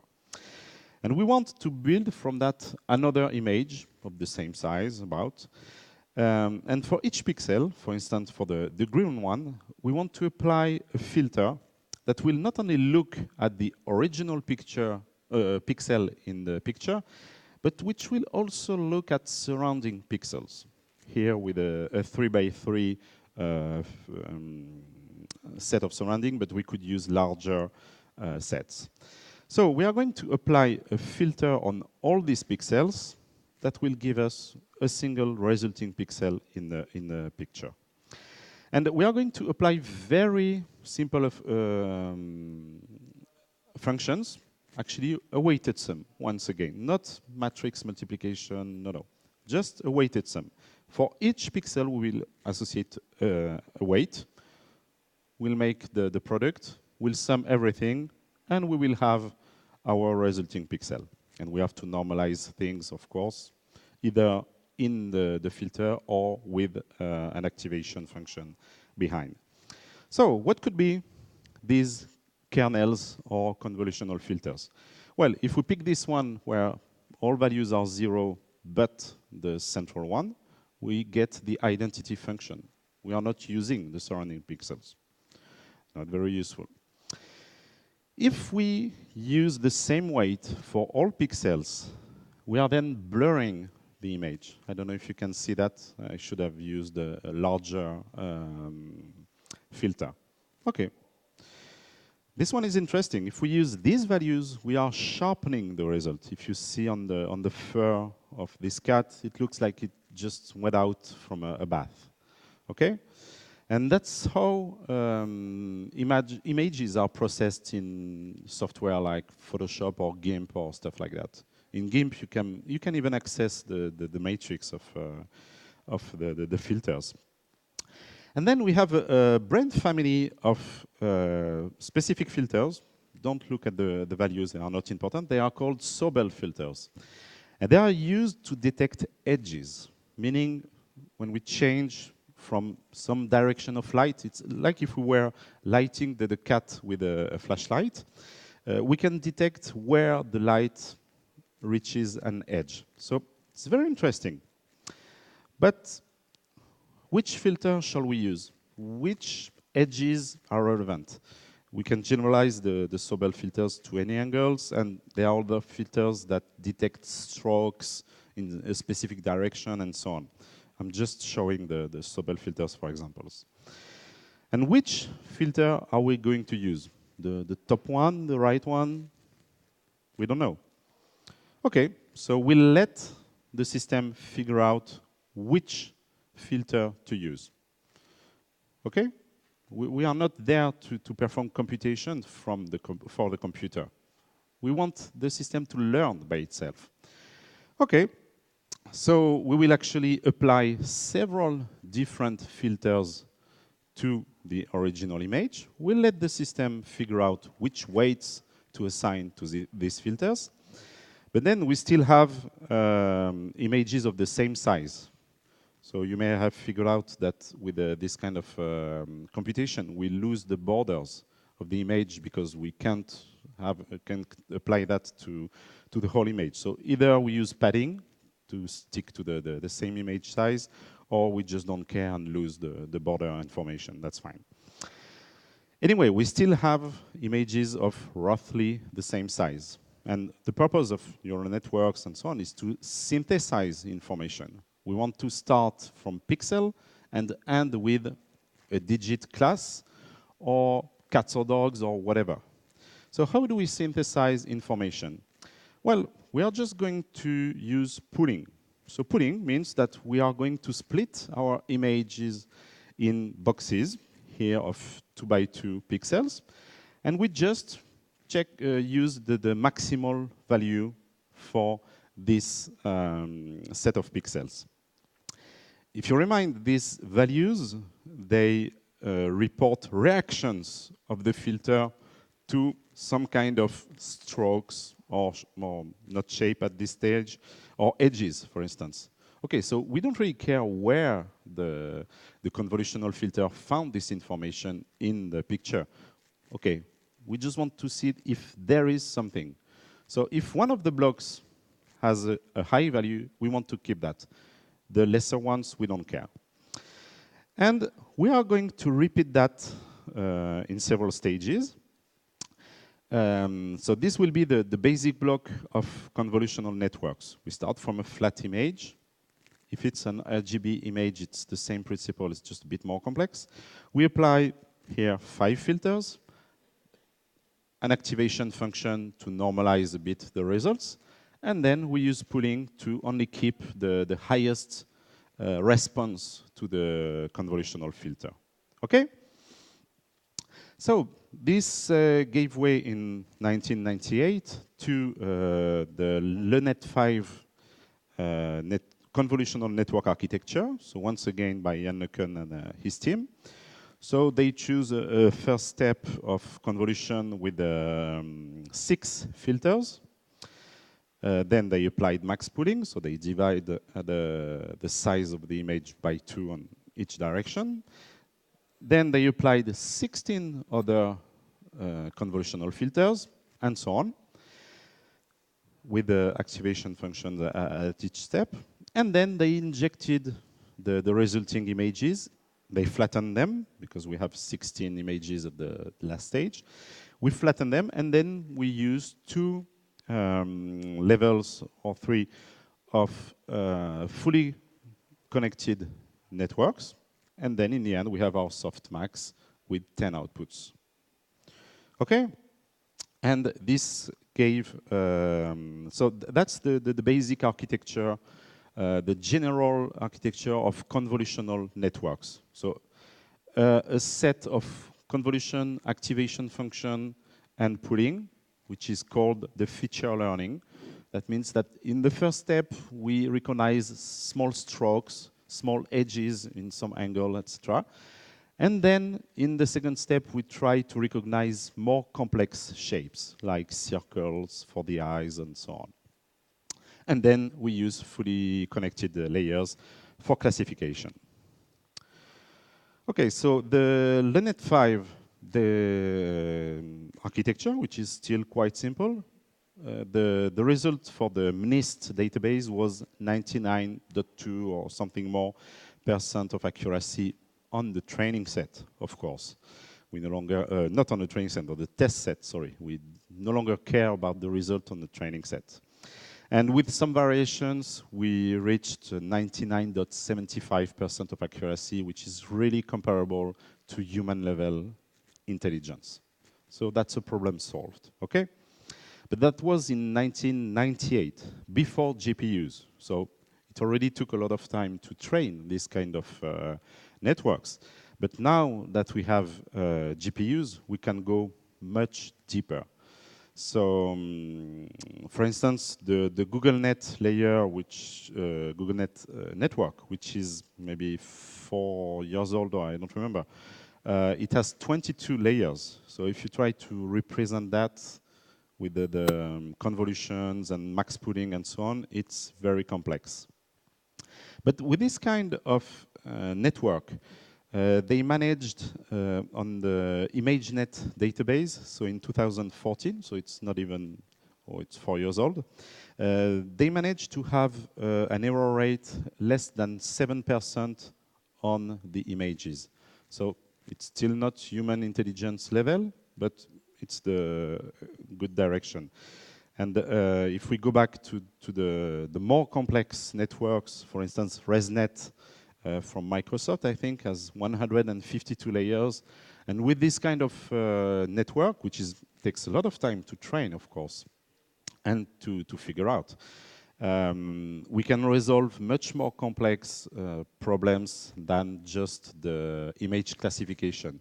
We can perform image segmentation, meaning that if you have a picture with a bicycle and the guy on top of it, we can separate the guy from the bicycle, from the surrounding, etc. Okay, and of course, we cannot represent larger networks like this beyond GoogleNet. Then we have just to present the list of all layers. So, how do we do LeNet5 with the TensorFlow? Well, it's not that complex at all. We start with, for every step, for every layer, convolutional layer, We have to define the weights. It's as before, except that it's a tensor with a larger number of dimensions. It's a 4-dimension tensor. We have only one layer in the third position because it's black and white pictures. But if it's RGB, we'd have 3 there. We have our biases.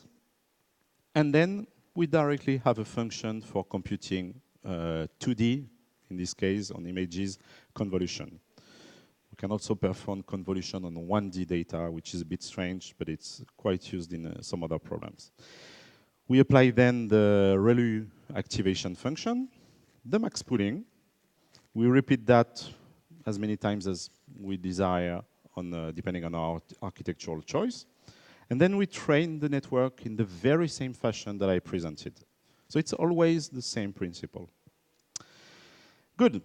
And we can do that in an even more simple fashion using Keras, for instance. Keras is another library for machine learning and especially deep learning.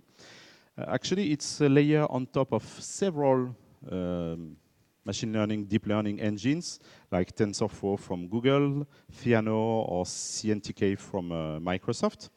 But Keras is being embedded directly in TensorFlow nowadays. So it's a higher level API. Yes, so in the Python, not only the Python world, but it all relies on GPU and CPUs. Then we have libraries, CUDA and CUDDN, DNN from NVIDIA to use the GPUs. Then we have mathematical libraries like BLAS and Eigen for working on tensors as well, or very complex functions that run on CPUs only. And so our, not TensorFlow, but our deep learning engines run on top of that. So currently TensorFlow is the leading one. Okay, so how do we write the Linet 5 network with Keras? It's even more simple. We just start by defining that we are going to use a sequential network, because some networks have back feeding loops. We won't study that today. Then we add layers. The first one is a convolutional 2D with 6 filters, a size, kernel size of 5, so 5 by 5 weights. We want to use the ReLU activation function. The image input shape is 32 pixel by 32. They just use padding over the 28 by 28 initial ones. Then we add a layer of max pooling with the size of 2 pixel by 2 pixel and the stride, so how much we jump at each time of 2. We could use 1, we could skip pixels if we want. Not always a good idea. Then we add another layer of convolutional filters, again max pooling, etc.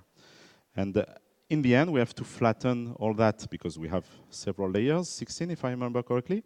And then we add 3 layers of dense, which is fully connected layers, 120 units at first, 84, and then 10, with the activation functions ReLU again, and in the end, softmax. So we have already seen that. Keras abstracts away all the issues with the sessions in TensorFlow or however that works on other engines. You just have to say compile that using the Adam optimizer that we've seen. It's an optimized gradient descent algorithm. We use the categorical, so classification cross entropy function, and we want to output the accuracy and maybe the loss function if you want to monitor that and so on. And we just ask the model to try to fit the input data, so not like the bed, hopefully, with our inputs, the images X-train, the results, the labels Y-train, with a certain number of steps that you have to figure out and how many elements per epoch, or conversely. Okay, so it's even more simple than TensorFlow. Okay. So I've said that overall, every time we start something new or every time we want to train a neural network, we need to have lots of examples, thousands of images, thousands of voice recordings, hours of videos, whatever. Is that really the case? When you think about a kid, once you have trained them to recognize cats and dogs, and you introduce them to cows, for instance, you don't have to start all over again. Maybe a very few number of pictures of cows should be enough to train them to recognize cows. So, could that be the same with neural networks if we want to save time?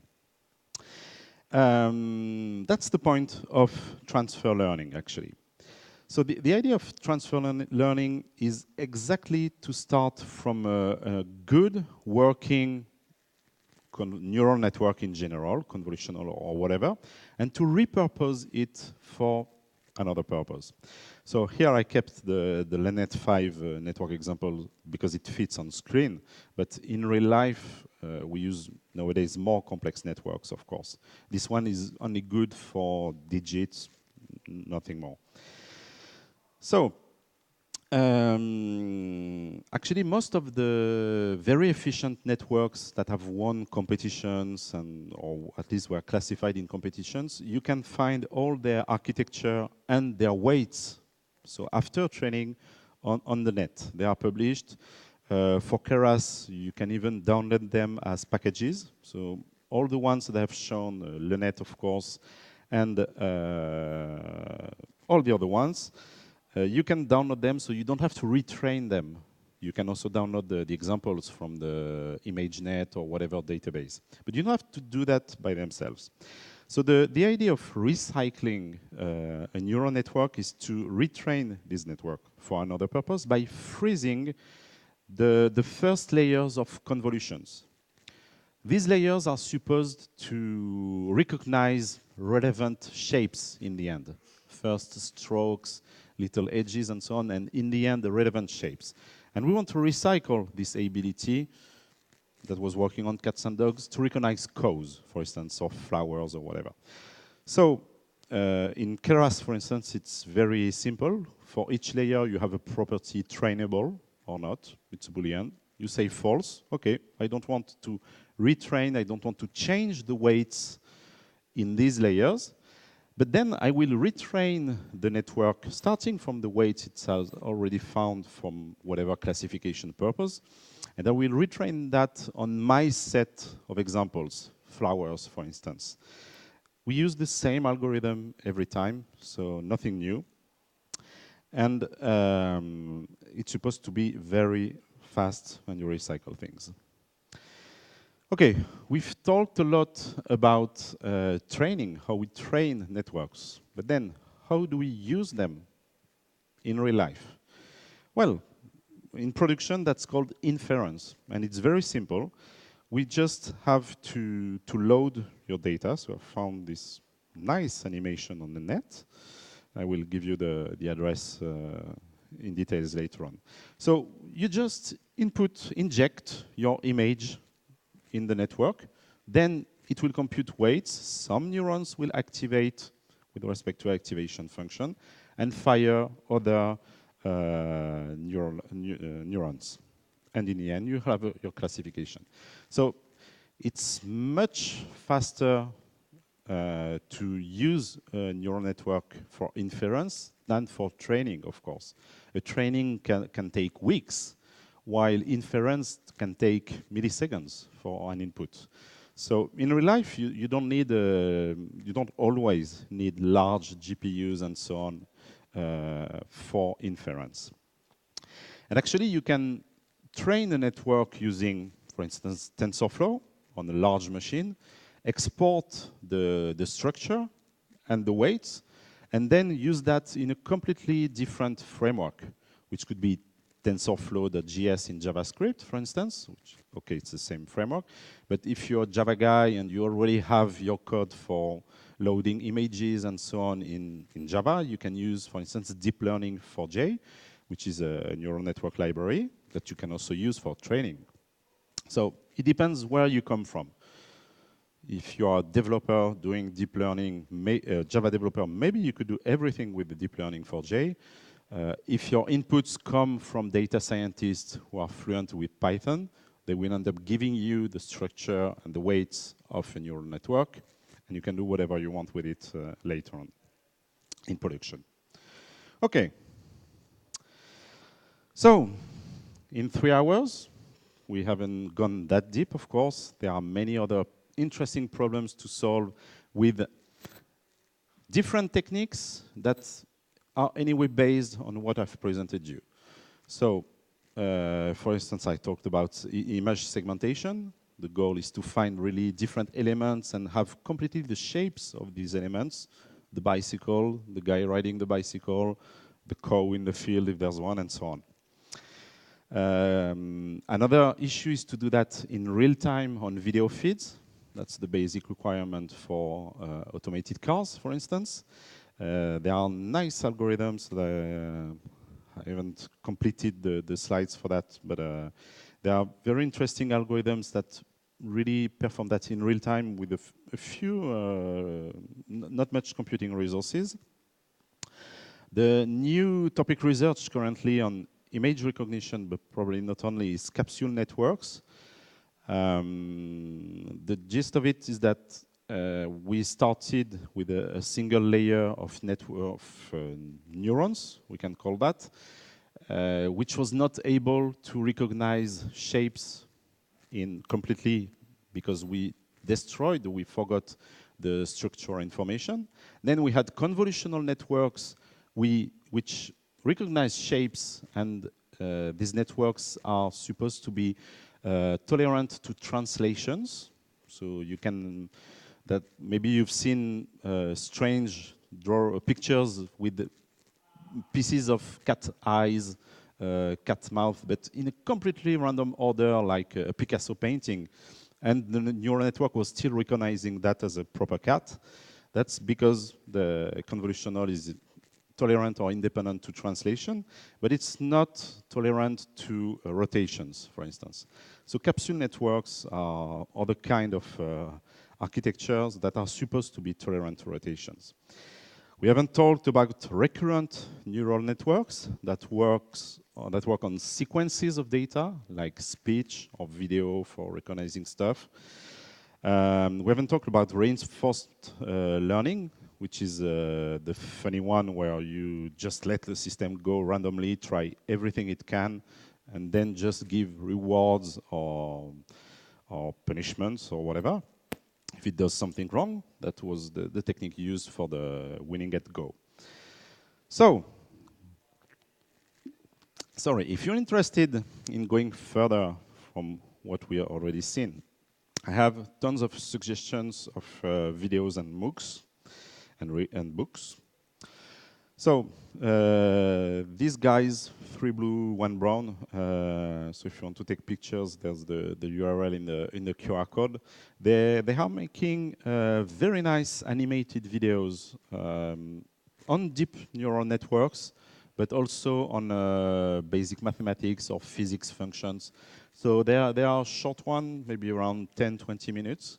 So very nice animations. You can ask me the URL on Twitter as well. And I will try to publish the slides, but I have to flatten all the animations. From Devoxx, you can also see in a 3 hours time or 2 hours and a half the TensorFlow and deep learning presentation from Martin Gorner 2 years ago in Belgium. So Martin skips a lot of the introduction that I've presented. Not sure he's talking a lot about the gradient descent algorithm, if I remember correctly. But then he goes further. He talks a bit about recurrent networks, and he also gives more details about how the weights are spreaded during the learning phase. It's interesting. So if you want to complete a bit with just 2 hours and a half, I recommend you this video. I still haven't checked the resources from Google. They have a mini site dedicated to deep learning. I think the video from Martin is somewhat included in their training material. But it's a kind of MOOC with tons of resources, tons of examples. So I think it could be a good thing to see that. If you have more time, I really recommend you to follow courses from Andrew Ng. There are the URLs in the next slides. He's the guy who co-founded the Google Brain project, who co-founded Coursera. Coursera is one of the leading platform for massive online courses. He's doing that at the deeplearning.ai URL, so that's where you want to go. And now he's also working with his wife on drive.ai, a company of cars which currently have completely autonomous cars without drivers behind the wheel, only remote operators in case of problems, and they are currently driving in Phoenix, Arizona, or I don't remember where. So it's currently already working. So be careful. He made a first, so that's started Coursera. So that's the old, not deep learning, but machine learning course from 2011. It's really low-level course. So that means that if you want to do that, if you want to remember things about matrix multiplications, vectorization of operations, and if you want to implement the gradient descent algorithm by yourself, okay, go to this course. But it's still very interesting. I've done it and I don't regret that, but it's really low-level math. He has made another one last summer and in the past year, let's say. Another one is about to be released in a few months as well. I don't know what are the subjects. So this one is more, or it's definitely up to date. You no longer have to compute derivation by hand and so on. It's split in 5 courses, and I really recommend that. Andrew Ng is really a slow-paced guy. Sometimes you have to download the videos and speed up the speech. But it's really step by step, and it's very easy to learn. It's really one of the most followed course.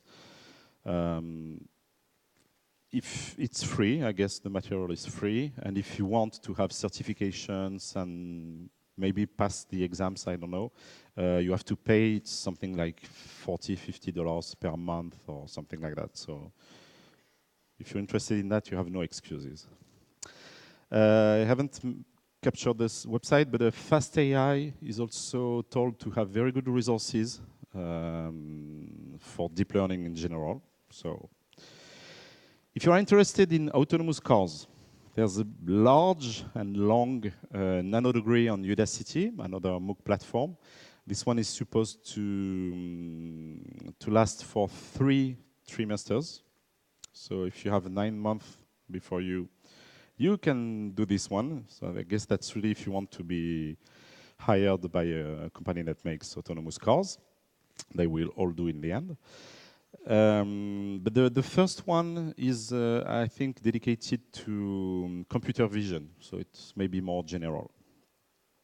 This is the reference book, but it's quite mathematical on deep learning and machine learning. So it's quite hard, but it's the reference. I will skip this one. I'm sorry to say that, but it's too short. It's frustrating. So this one is a very good book, very interesting. It's by François Chollet, the author of the Keras framework on top of TensorFlow and other frameworks. He works at Google, so that's why Keras is being included in TensorFlow.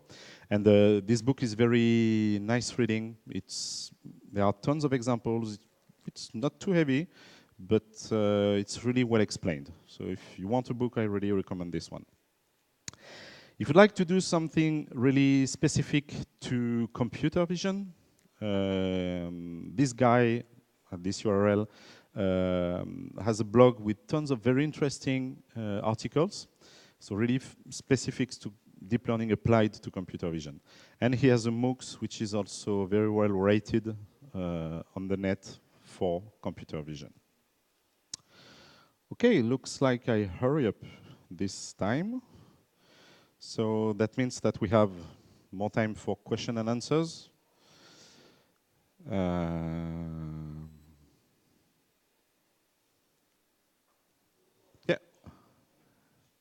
Yeah, or come on, and I will repeat the question. I don't know where the mic is, so.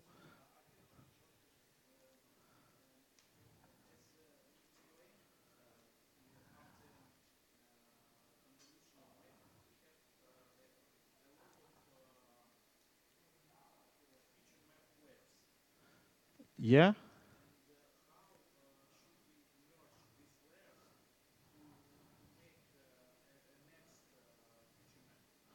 Okay, so I don't know if I can easily find the slide that you are referring to. The question was, when we apply convolutional filters, we start from a flat image. In my example, it was a black and white picture, so it has only one layer. Then we apply 6 filters, etc. And how do we synthesize this information? So, yeah, the next layer we had 16 or 10. So actually, I should have shown that on a deeper image, but each of the filters will look at all the pixels in the depth. So that means that every time you restart with whatever number of images or feature maps, we should call them, that you want. And in the end, before going to the fully connected layers, we flatten everything. So that means that we will start with a flat matrix or whatever. Okay, understand. So that's how we synthesize information progressively with the pooling layers as well. Thank you. There's one question that I'm expecting. So if you don't ask it, I will use that as filling time. I have a question regarding initial value of weights. You said that they should be random and near 0.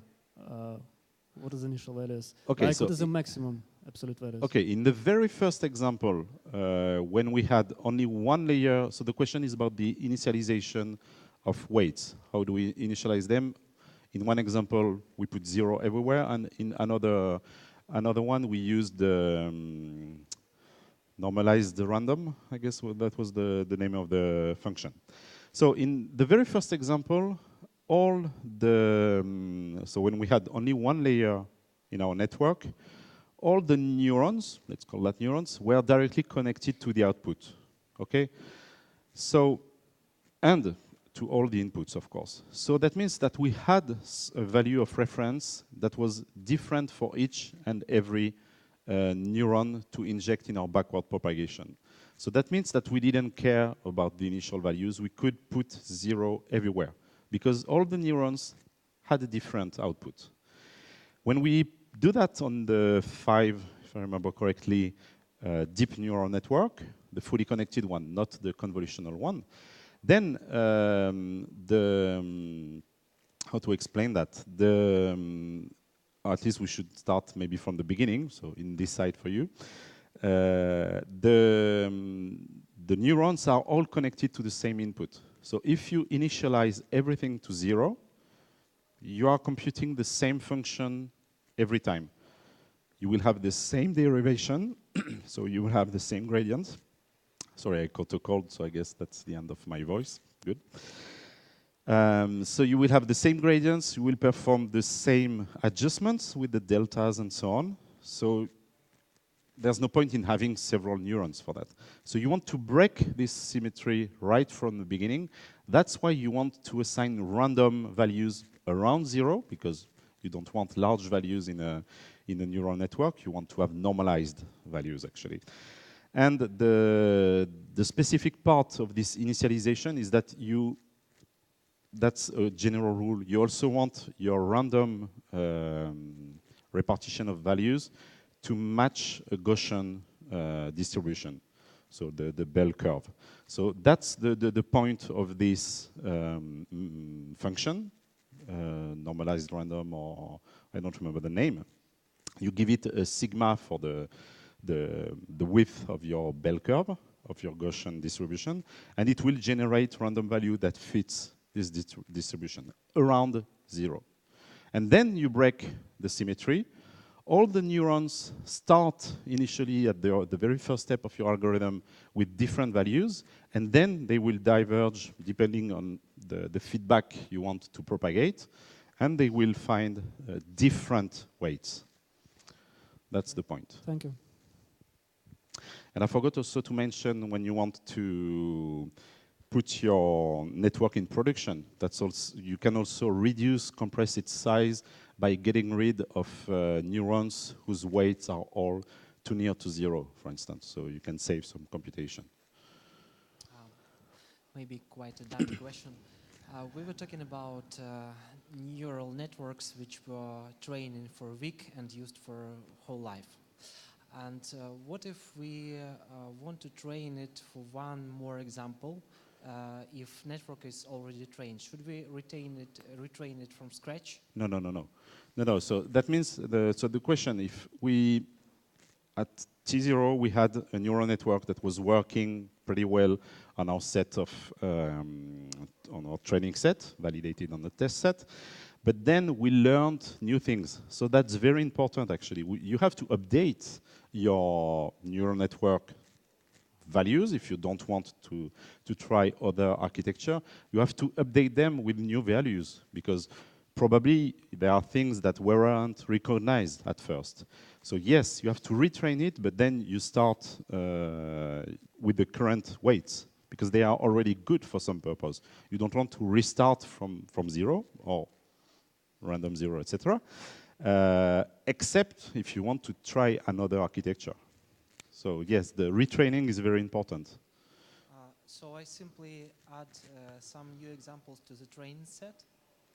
Some in the training set, some in the test set as well. There are good numbers. If you have a very large number of examples, you only keep maybe 1% of your example for the test set. But then once you have chosen that, you shouldn't move elements from the test set to the training set. Really, this split should be random.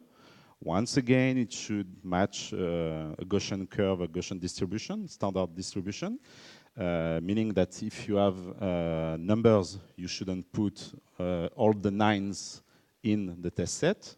Otherwise, you have a biased training set. This is very important. I can say more about that. So this splitting of your whole set of examples in training set, validation set, and test set should be frozen at the very beginning.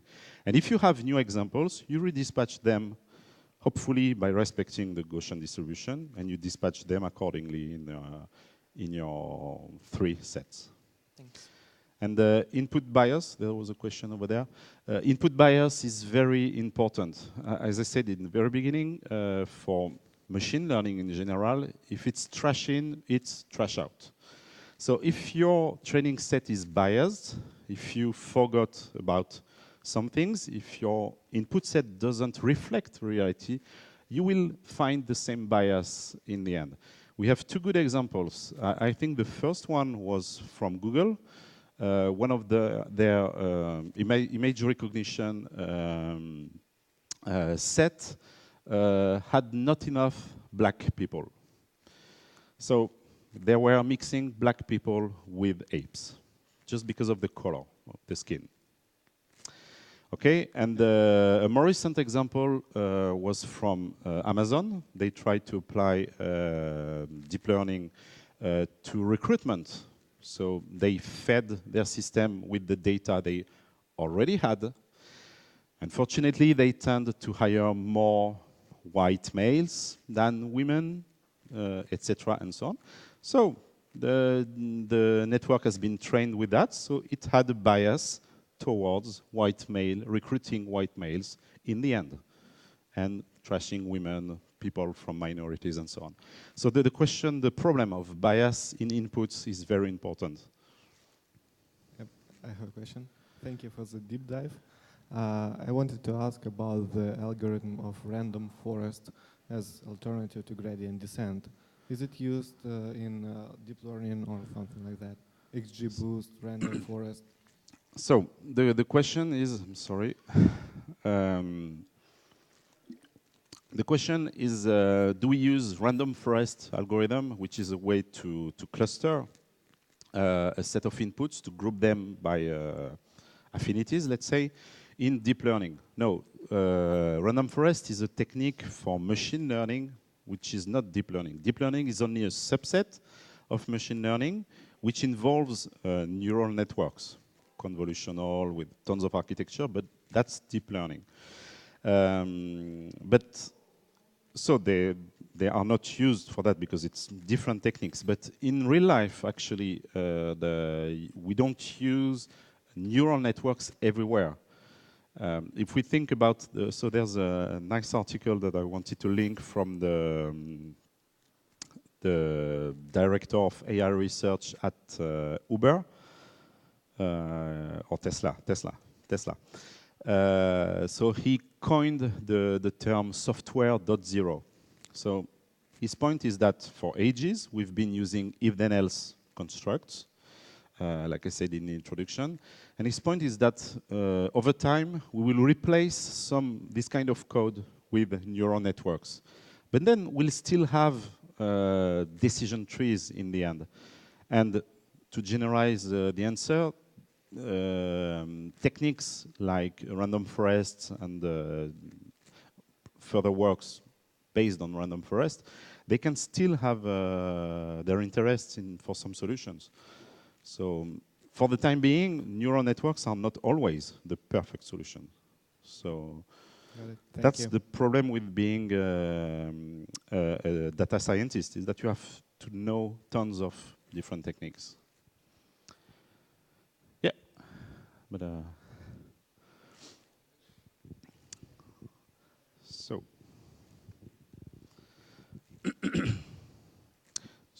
you have to rate the talk in the end. Be gentle, and if you have constructive remarks, I'm very interested. Thank you. Maybe you know some tools or frameworks which you can advise for audio signal analysis and predictions. For audio signals, not images. For TensorFlow is for the best or the worst. It has some kind of monopoly currently on in the deep learning field and so on. But TensorFlow has tons of functions. If you've seen the name of the methods, the neural networks one were in a specific NN package.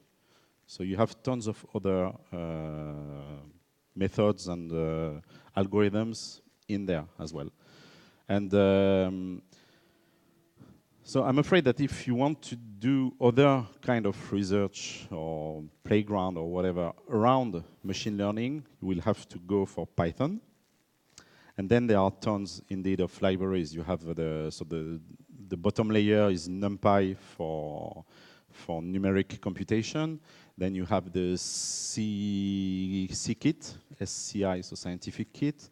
You have OpenCV for image manipulation and video manipulations, but I guess you didn't want to do that. Pandas for processing Excel-like data, kind of tabular data. You can make pivots computation and so on. So unfortunately or not, in Python, there are tons of libraries for that. And TensorFlow has tons of methods that are not specific to neural networks. So okay, thanks. Go for it. Yeah. Yeah. We still have a few minutes. Thank you for your deep dive. Also, I wanted to ask, you showed a number of examples for some deep learning networks like LeNet5 or some from Google and more advanced ones, but how they were actually designed? How do you decide how many layers, which layers, and what you should use for your task? Or yeah, trial and errors.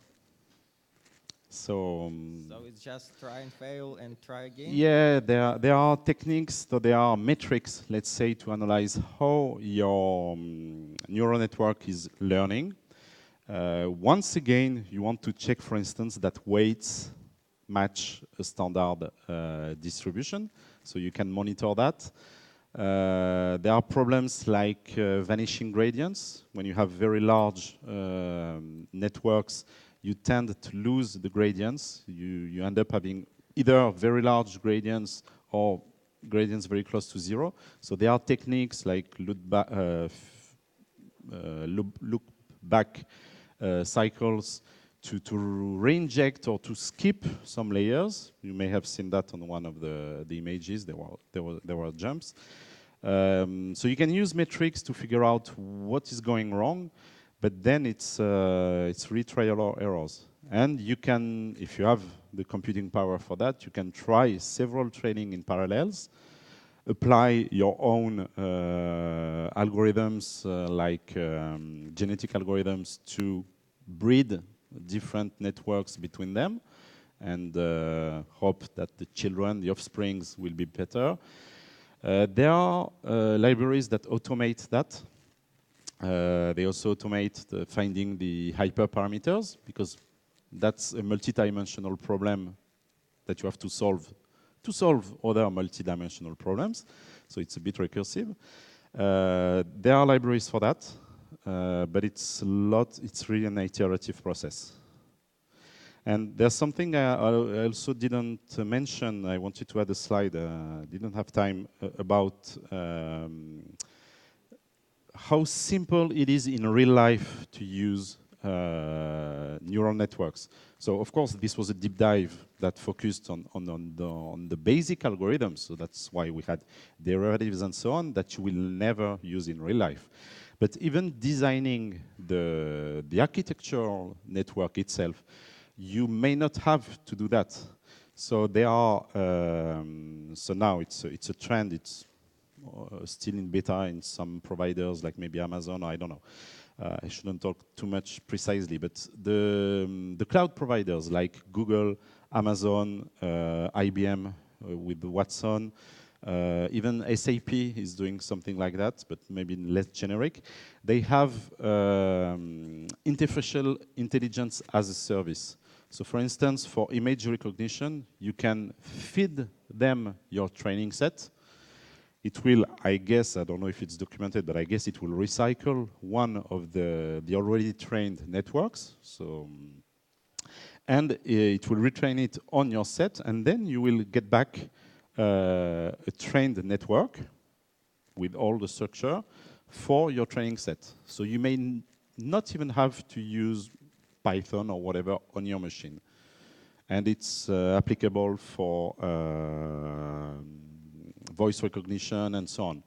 So I guess in Devoxx you can find videos or elsewhere from Sarah Robinson, Sarah without H, I think, who works at Google. I've seen one at Devoxx Belgium last week from a French called Picard, who works at Google as well. It was interesting. And for Google, the name is AutoML. So you can Google that. There are videos on that. And this may save you to work on architecture network itself. Okay, thank you. So no one is asking about local minima. No, this question arises every time. Do you want to hear about local minimas? Yeah, good, thanks. So, the algorithms that we've seen, especially when we had the kind of valley curve at the very beginning, it finds local minimas. So what happens if you are stuck into a local minima? I don't know if you have studied a bit, how is that called? Rules, tools. Like stuff in Prolog, etc. They use simulated annealing algorithm to try to jump randomly from local minimas. So this could happen. A picture I wanted to make is if you try to picture a lake in a mountain. Okay, the bottom of the lake is a local minima. The water can't flow anywhere unless through the soil.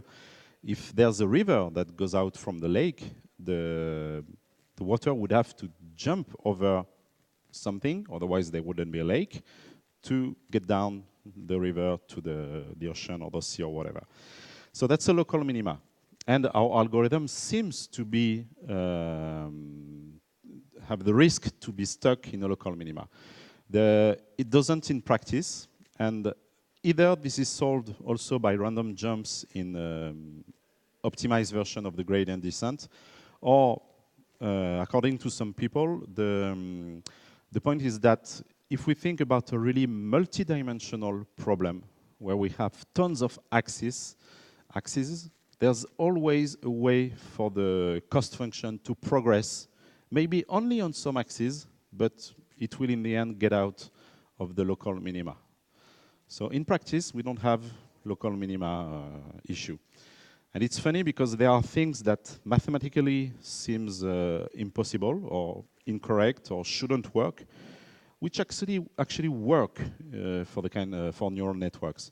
For instance, you can, if you think about parallelizing your training over multiple GPUs or multiple machines in parallel, if you remember what we do in the forward propagation phase, this path is really mathematically parallelizable on several machines because you are just accumulating errors, distances, that you can summarize then in the end and propagate in a single phase, which mathematically speaking should not be parallelized.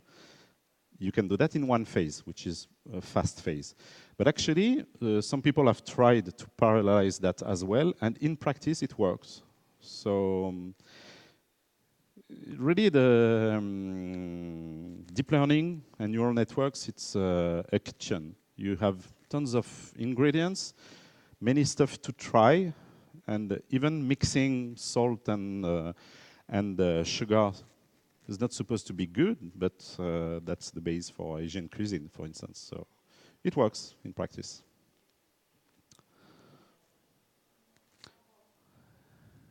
No, I can't hear you. You need the mic, I'm sorry. Or yell, or... If we have a neural network and in some special case it classified it and that is wrong, and we want to understand why, or it classified it as correct, and we want to understand why it does it actually, how it is working actually. Yes, so no. So no, that's one of the main drawbacks. So the question is, how can we reason about the predictions that a neural network made? That's a question. Yes. If it's wrong, why was it wrong? Or conversely, if it figured out something correct, how did it do that? So for visual processing, we kind of have heat maps, for instance, where you can represent visually that, okay, the network recognize some patterns and so on. But then when you work on more complex data, like for automated cars, that's one of the main problems of the connectionist approach of neural networks in comparison with the symbolic approach of old stuff in Prolog and so on, is that you can't explain what it has done, actually. So no, we have to do with that, but aren't we the same? Can you explain all the decisions that you made in your life, and including the strangest one? I was just hoping for a miracle. No, it's comparable. It's okay. Comparable to intuition, actually. So we have. I've seen another issue. Remember this Tesla? It has to read road signs, and there were some people who were slightly altering road signs, and so that neural networks start to classify them in wrong way. And I also saw another investigation where another research where people were producing kind of 3D forms, and they were classified in the wrong way from any angle, sort of. Yeah, so the question is about hacking neural networks, especially the one working on computer vision, and how to counteract that. So hacking first, it seems to be very easy. So we have to divide in black box hacking or white box hacking. If you have access to the neural network, that you know its architecture and its weights, it's very easy to start from an image. I don't know, the example is a panda, for instance. So you start from an image that is recognized properly as a panda. Then you use the very same algorithm of backward propagation, trying to make the adjustments, small adjustments to the image so that it will be recognized as an ape or a car, whatever. That seems completely crazy, but actually it's working very well. So a human couldn't tell the difference between the two pictures, but the neural network will classify one as a panda and the other as a car or whatever. So that's white box hacking, when you have access to the weights. And then you can do that with black box. It's more complex, but I don't know how it's done. They use the same, also another neural networks in the competitive mode, so they kind of Yeah, it's GAN. generate these examples. Yeah, and the worst part is that in real life, sometimes you just have to put stickers, invisible stickers to the human brain, or okay, you see stickers on a stop sign, but you don't care because you match a stop sign, you know that it's relevant information. But the computer will see a yield sign, or okay, you have priority there. So it's really a problem, and I don't think that we have solutions for that by now. And we need solutions for autonomous cars, definitely. This can be a bit counteracted by making sure that maybe humans update street signs in the database. So we still need humans to label things. Okay. So. I just Yes. had a small observation regarding you have a human brain there, and Yeah. depicted on the scene. And I just heard that now in Europe and in US there are researchers are investigating connectome of real human brains. Yeah, actually the video I showed was called the human brain connectome. Yeah, so that's the old fantasy of the neural lace and so on. And we are getting better at not only reading what happens in our brains, so that, for instance, disabled people can move things just by thinking about moving them. But I'm not sure if it's not reconnecting nerves from arms and so on. I don't know how it works really. But in some experience, but I guess it was done on snails, they were able to transfer information from one brain to another. So it's progressing, and we still don't have flying overboards, but maybe we'll have that at some point. What can we expect in our own practice from such researchers? Whatever you can imagine. We don't know where we will be in 30 years. Okay, some say that computers will have general intelligence and will be better than humans at everything in 50 years. So that's the singularity. But we don't know. We'll see. We are young, so maybe we'll see it. Thanks a lot.